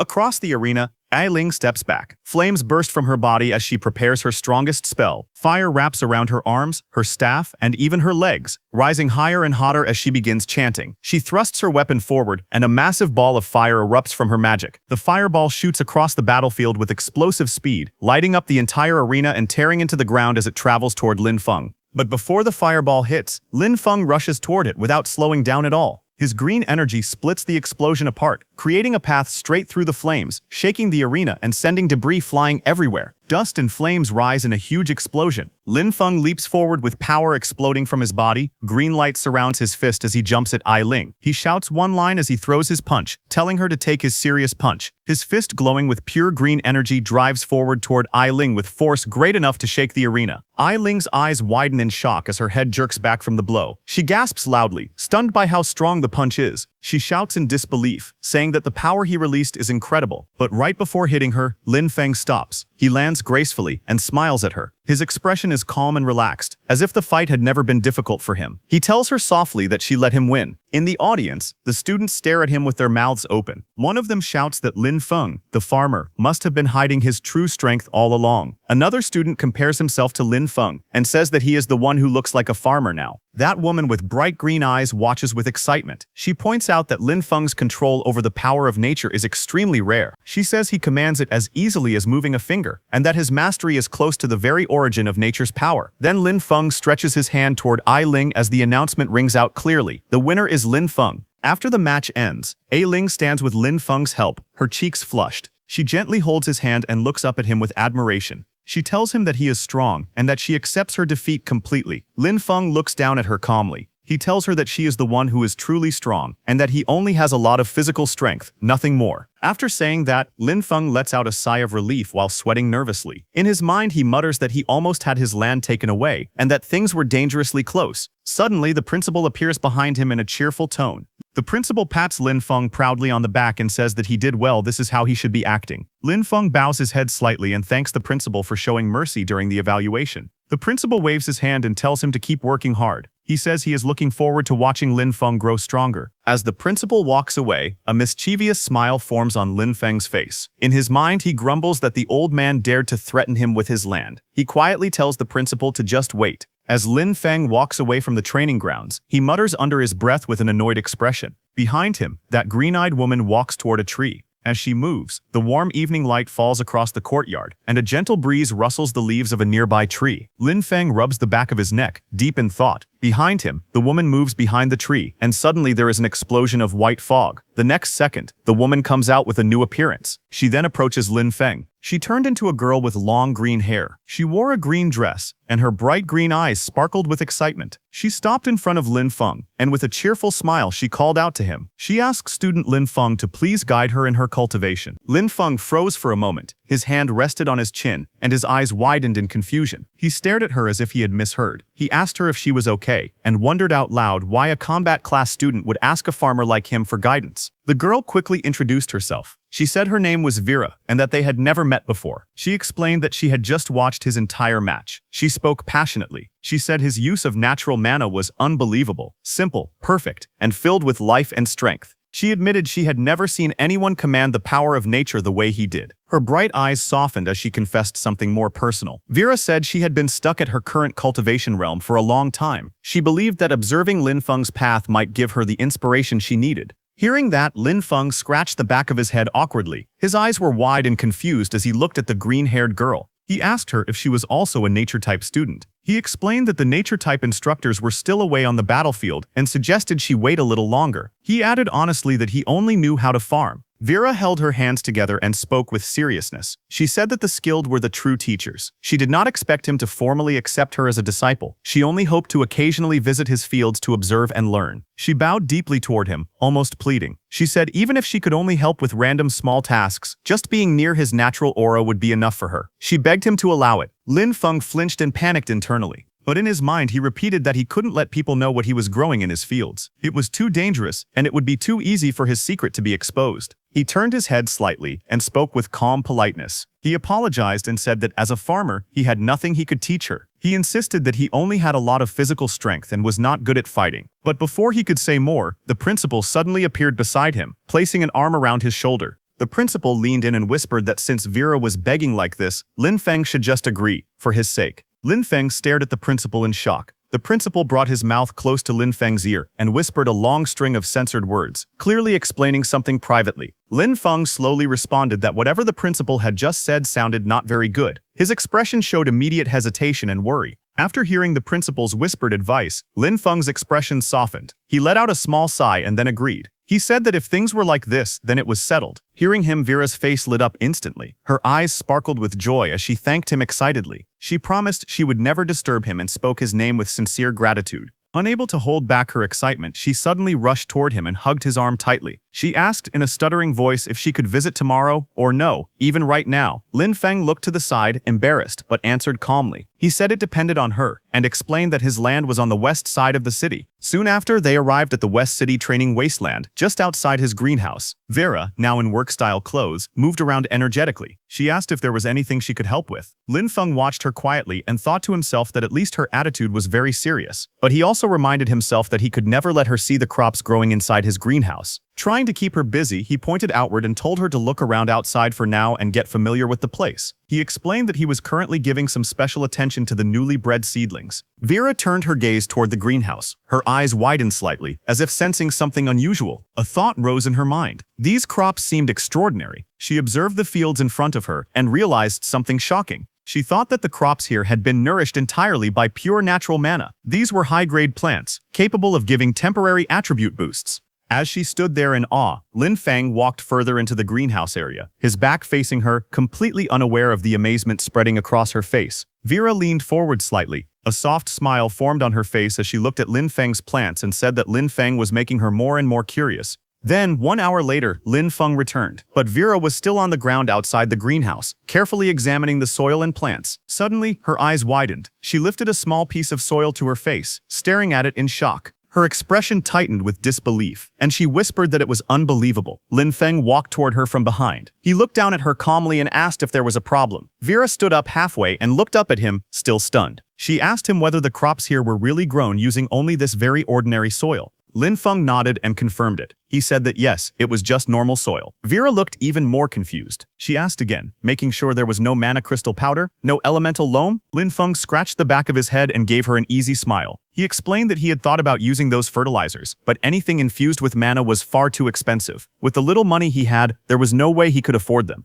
Lin Feng pointed at a small wilted plant beside him. Its leaves were curled and dry under the sunlight. He calmly explained that these plants were probably malnourished. Vera looked at the weak crop, her green eyes narrowing in thought. A quiet inner voice rose in her mind. She noted that Lin Feng's natural mana was extremely powerful, far stronger than normal. If that was the case, she wondered if she could help him somehow. A moment later, she straightened her posture and spoke with a polite smile. She told Lin Feng that the school actually had a special rule. Students could exchange materials dropped in dungeons for certain items at the academy warehouse. Lin Feng immediately stepped closer, grabbing her shoulders in excitement. His face lit up with hope as he asked her if what she said was really true. Vera nodded and continued explaining. She gave an example. In Storm Academy's level 10 dungeon, Gloom Forest, the final boss, the Shadowfall Kobold Chieftain, sometimes dropped an item called the Chieftain's Fang. She said that this fang could be exchanged for a bottle of Earth Pulse, a rare nurturing resource. She lowered her voice slightly and added that level 10 dungeons were very difficult. Usually they needed around 5 people to clear safely. Then she admitted that what she said was indeed true, but also mentioned that this regulation would soon be cancelled by the academy.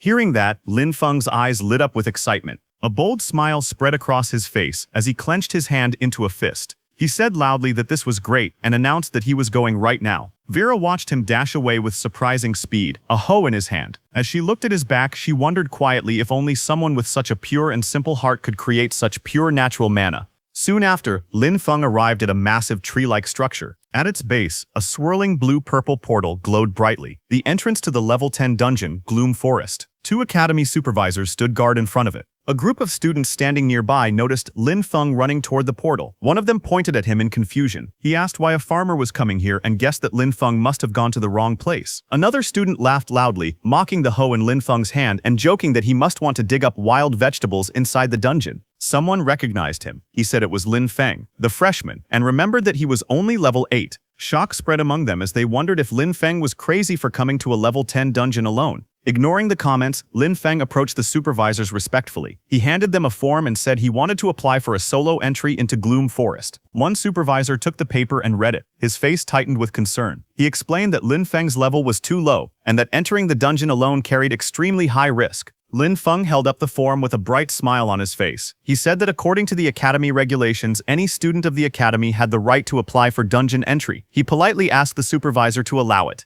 As he said that, Vera appeared behind him. The supervisor stared at her in shock. His eyes widened as he immediately recognized her. Before he could say more, Vera quickly stepped forward. She put her finger to her lips and told him to stay quiet, signaling him not to reveal anything. The supervisor then took a breath and corrected his posture. He acknowledged that the regulations were indeed true. He wished Lin Feng good luck and told him to act within his ability. He warned that if Lin Feng couldn't win against the dungeon monsters, he must retreat immediately. Then Lin Feng walked toward the entrance area. A group of older students watched him move forward. One of them frowned and asked if Lin Feng was actually an idiot. They whispered among themselves, saying he was nothing more than newly recruited cannon fodder. They insisted he couldn't compare to elite students like them. Another student looked toward the glowing dungeon portal and spoke with cold amusement. He said that it would be better if Lin Feng died inside. Having such a useless junior, he muttered, only brought embarrassment to their extraordinary academy. Then, inside the level 10 dungeon, Gloom Forest, a pack of blue wolf-like monsters rushed forward. Their red eyes glowed fiercely as they lunged toward the intruder. Lin Feng stood calmly in front of them. He called out to his undead companions, telling Heiqi and Yu Ye to clear the way. He ordered the others to follow behind and push straight through so they could finish the dungeon quickly. A flash of bright blue light burst ahead. Heiqi, covered in glowing markings and swirling energy, charged into the monsters. His figure moved like lightning as he captured all the wolves in water bubbles. Behind him, Yu Ye appeared in dark armor, his body surrounded by a black aura. He swung his weapon fiercely as the wolves threw themselves at him, but none of them could slow him down. Soon their bodies fell to the ground.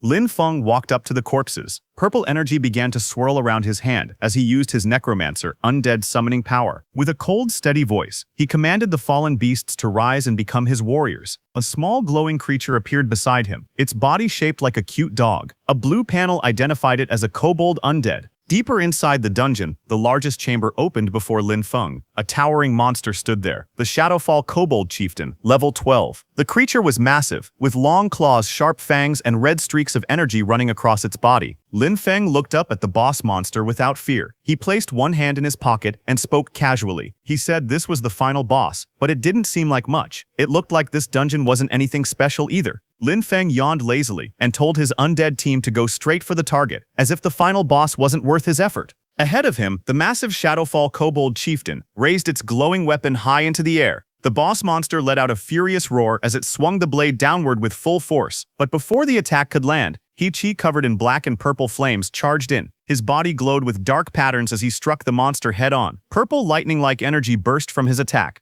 Heiqi slammed into the Kobold Chieftain with overwhelming strength. The impact created a huge purple explosion. The force blasted through the dungeon chamber, sending shockwaves in every direction. The ground cracked, stones flew, and the air shook as the explosion blew the chieftain backward. A bright blue shockwave followed, sweeping across the entire battlefield and kicking up debris. A system panel appeared above the scene. It stated that the Shadowfall Kobold Chieftain had been defeated. Lin Feng gained experience, and his level increased to 9. The panel also showed that he had obtained one item, Chieftain's Fang. Below the notification, the chieftain's body lay motionless on the ground, surrounded by glowing drops of loot. Then another system window appeared. It stated that a summonable undead unit had been detected, but the level requirement was too low. It also said that Lin Feng could not convert the Shadowfall Kobold Chieftain into an undead summon. Another blue system panel appeared. It displayed the progress of Death F2A glitch, showing that the progress bar had reached 10. Lin Feng looked at the notification with a calm expression. He quietly concluded that he still could not summon monsters stronger than his own level. He said it was a pity that the boss could not be revived as an undead, but he noted that his goal for this dungeon had already been completed.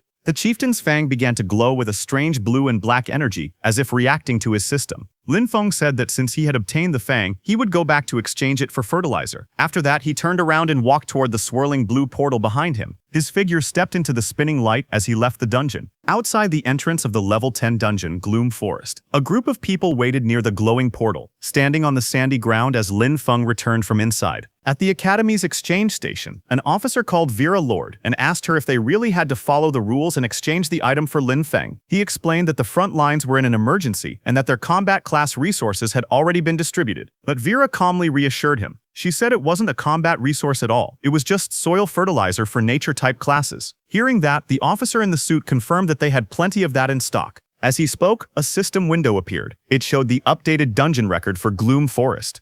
It stated that the solo first clear had been achieved by Lin Feng, and his evaluation was SSS. He received the special reward, 1 heroic spirit fragment. Just as the message appeared, Lin Feng stepped through the glowing portal with a relaxed expression, as if he had just taken a walk instead of clearing a dungeon alone. Nearby students stared in shock. One girl shouted that the heroic spirit fragment was a rare treasure that could strengthen someone's soul origin and increase their class potential. She could not believe he had obtained such a legendary reward. Several boys erupted in anger. One accused Lin Feng of cheating. Another insisted that he must have used illegal items or abused a dungeon bug. More voices joined the crowd. They demanded a strict investigation and wanted all his rewards taken back, especially the heroic spirit fragment. Others shouted, saying he didn't deserve it. Standing behind them, Vera touched her lips with a thoughtful smile. She softly admitted that she had expected Lin Feng to fight through the dungeon at least a few times. She hadn't imagined he would clear it in a single attempt. All the students and instructors surrounded Lin Feng, deciding to confront him directly. Lin Feng looked at the angry crowd surrounding him. With a tired expression, he asked who he had managed to offend this time. At the entrance of the level 10 dungeon, Gloom Forest, Lin Feng stood surrounded by several students who watched him with dark, hostile expressions. Their faces were tense, clearly still upset about his earlier dungeon clear. Lin Feng approached the instructor calmly. He held the chieftain's fang in his hand and explained that, according to school rules, he was here to exchange it for resources. Before the instructor could answer, one of the angry students stepped forward. He shouted that Lin Feng's rewards were obtained through cheating and should be confiscated. The instructor, however, remained composed. He raised a finger and stated firmly that the rewards came from the dungeon itself, and the academy had no authority to take them away. Another student then stepped out from the group. With a confident expression, he announced that he was willing to challenge Lin Feng in a resource wager. Lin Feng glanced at him, puzzled. He asked what a resource wager was. A student explained that it was essentially a dungeon speedrun competition. With teachers supervising both sides, the two challengers would enter the dungeon separately and see who cleared it faster. The winner would take all rewards from both participants, while the loser would lose everything. The explanation caused murmurs among the surrounding students. The instructor turned to Lin Feng and asked if he was willing to accept the wager and bet against the challenger. Lin Feng shook his head lightly. With a bored expression, he said there was no benefit in doing so, and the whole thing sounded dull to him. The instructor looked surprised and unsure how to respond, while the students behind the challenger stared with frustration, clearly expecting Lin Feng to accept. The student wearing a headband looked angry and was sweating. He clenched his teeth as he spoke. He announced loudly that, in that case, what if he added a blueprint for the Lamp of Nature? Hearing that, Vera got close to Lin Feng and told him that he must get that Lamp of Nature blueprint. She then explained what the blueprint was. She said the Lamp of Nature was a special growth-type magic tool that only the Nature Department could use. She said that a blueprint could only be used to make one lamp, so it was very rare. She continued explaining that its effects included shortening the crop growth cycle with no side effects. The headband student smirked and leaned slightly toward Lin Feng. With a mocking smile, he asked if Lin Feng was done asking and how he felt about the proposal, and whether he wanted to bet. At the same time, the student secretly held his phone behind his back. Messages appeared on the screen.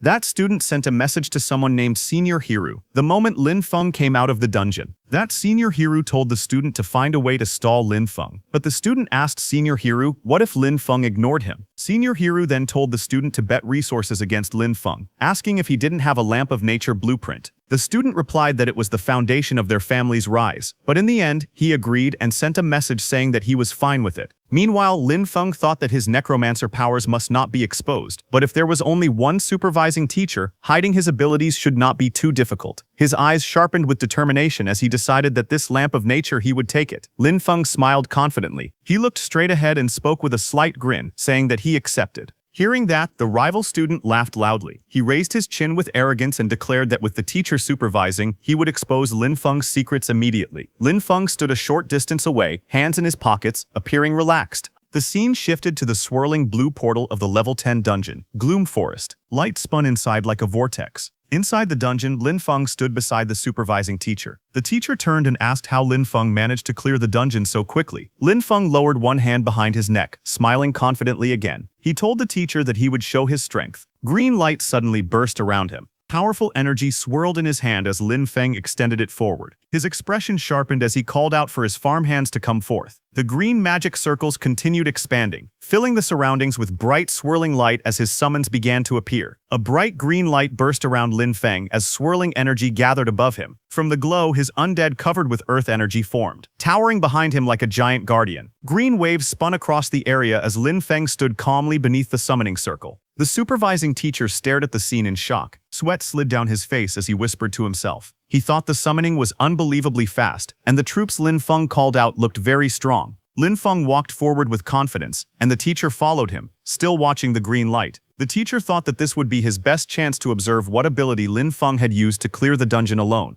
Lin Feng suddenly raised his hand. His eyes sharpened, and his voice rang out clearly. He ordered his summoned troops to attack with full force. At the same time, a pack of monsters rushed forward from the darkness. Their glowing red eyes and open jaws showed their rage as they charged straight at the summoning. But Lin Feng's summoned undead reacted instantly. The undead beast covered in plant energy swung forward and slammed into the monsters. Its glowing body crushed through the pack, pushing them back with overwhelming force. Bright green explosions filled the entire scene. Countless blasts of glowing green energy burst outward again and again, shaking the air. The undead bear moved through the light, its hands pushing out powerful attacks. Every strike created another sharp flash, lighting up the dungeon with green sparks. Then He-Chi walked into the swirling energy. Its face was expressionless under the hood, glowing faintly with green lines. He-Chi raised 2 fingers and magic circles formed around its palms, gathering even more energy. A series of green bubbles erupted all at once. The attack struck the incoming enemies and shattered them instantly. The sound effects echoed through the forest as everything burst apart into pieces. He-Chi didn't stop there. It raised both hands and released a wave of powerful green lightning. Its attack shot forward like a beam, smashing into the ground ahead. Rocks flew into the air, and the ground cracked under the impact. Pieces of stone scattered everywhere as the blast landed with tremendous force.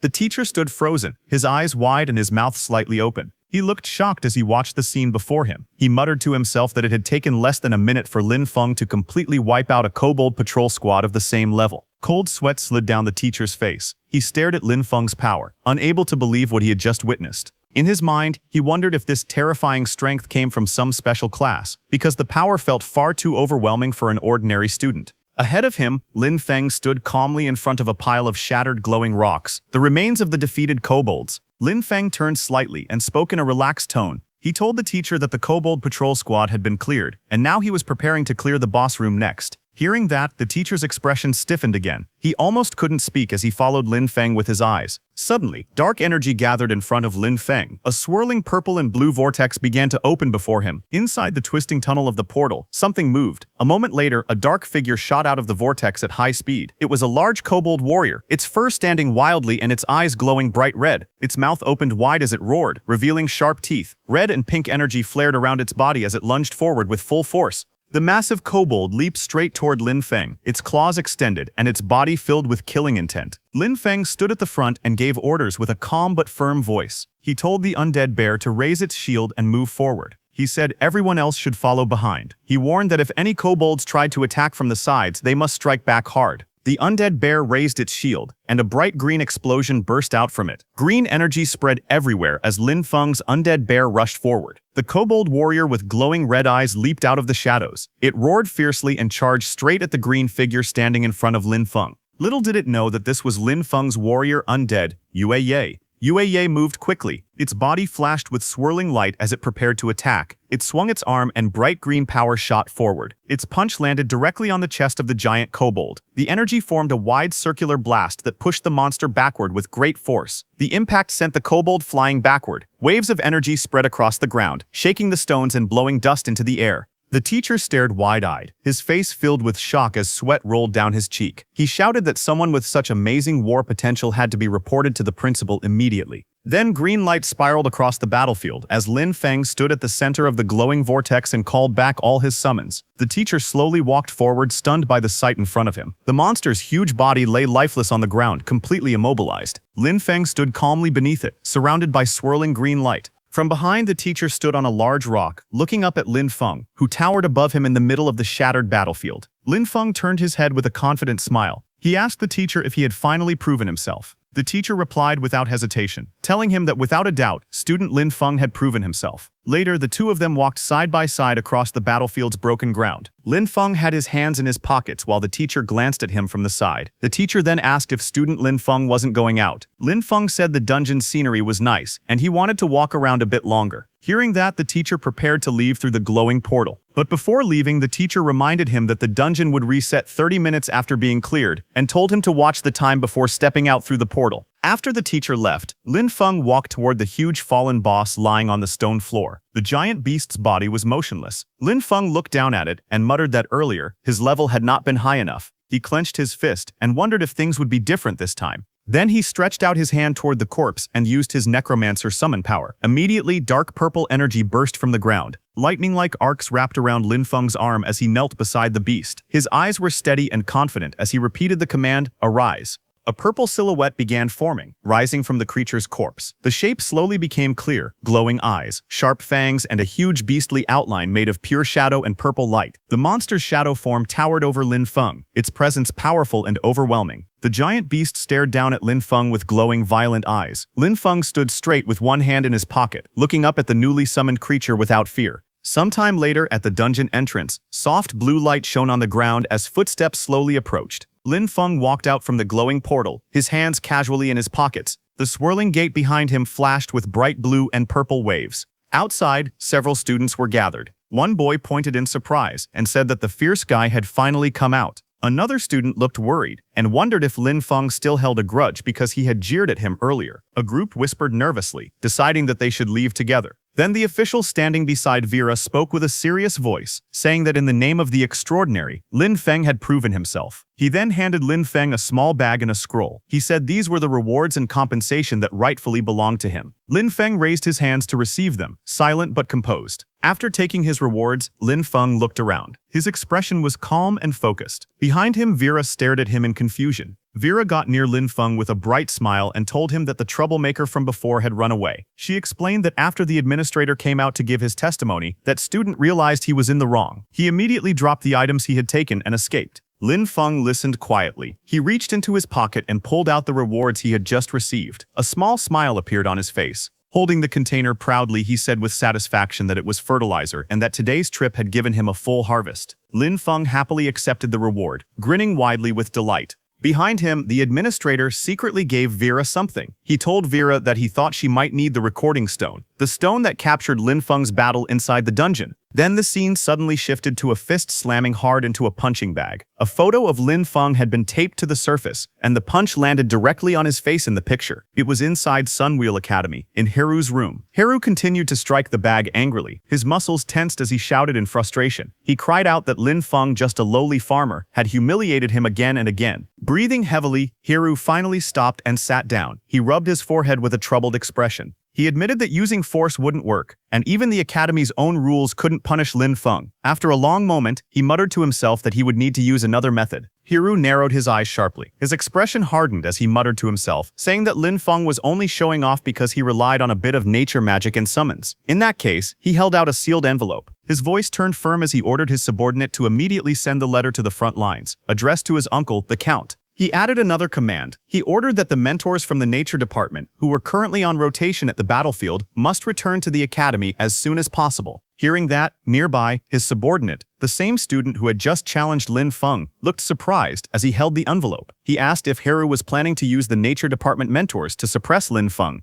Haru crossed his arms confidently. He smirked as he explained that the old mentors valued the purity and rules of nature magic above everything else. He said they would never tolerate anyone breaking those principles. With a cold glint in his eyes, he added that letting those mentors deal with Lin Feng would be the perfect solution. He wanted to see whether Lin Feng could still act so arrogantly once they intervened. At the same time, inside Vera's room at the Extraordinary Academy, Vera was lying lazily on her bed. She wore a loose white shirt, her long hair falling around her shoulders. As she watched the recording crystal floating in the air, Vera suddenly sat up a little. Her eyes widened with surprise. She muttered to herself that the Lin Feng in the recording was simply a monster. His understanding of nature's power was so deep that it now looked completely instinctive to him. Even she, a top instructor, felt shocked. Vera pushed herself upright, her expression turning serious. She said that tomorrow she would write a letter, then quickly changed her mind. No, she needed to write it right now. Those old mentors out on the battlefield had to be notified immediately. They had to return at once. She reached for a pen and paper, quickly preparing a message. A small owl-like messenger creature appeared beside her, holding the sealed letter in its beak. She sent it flying out of the window with a soft command, watching it take off into the bright sky. Vera looked outside with a firm expression. She muttered that if those old geezers didn't return soon, their lifetime achievement awards would simply fly away.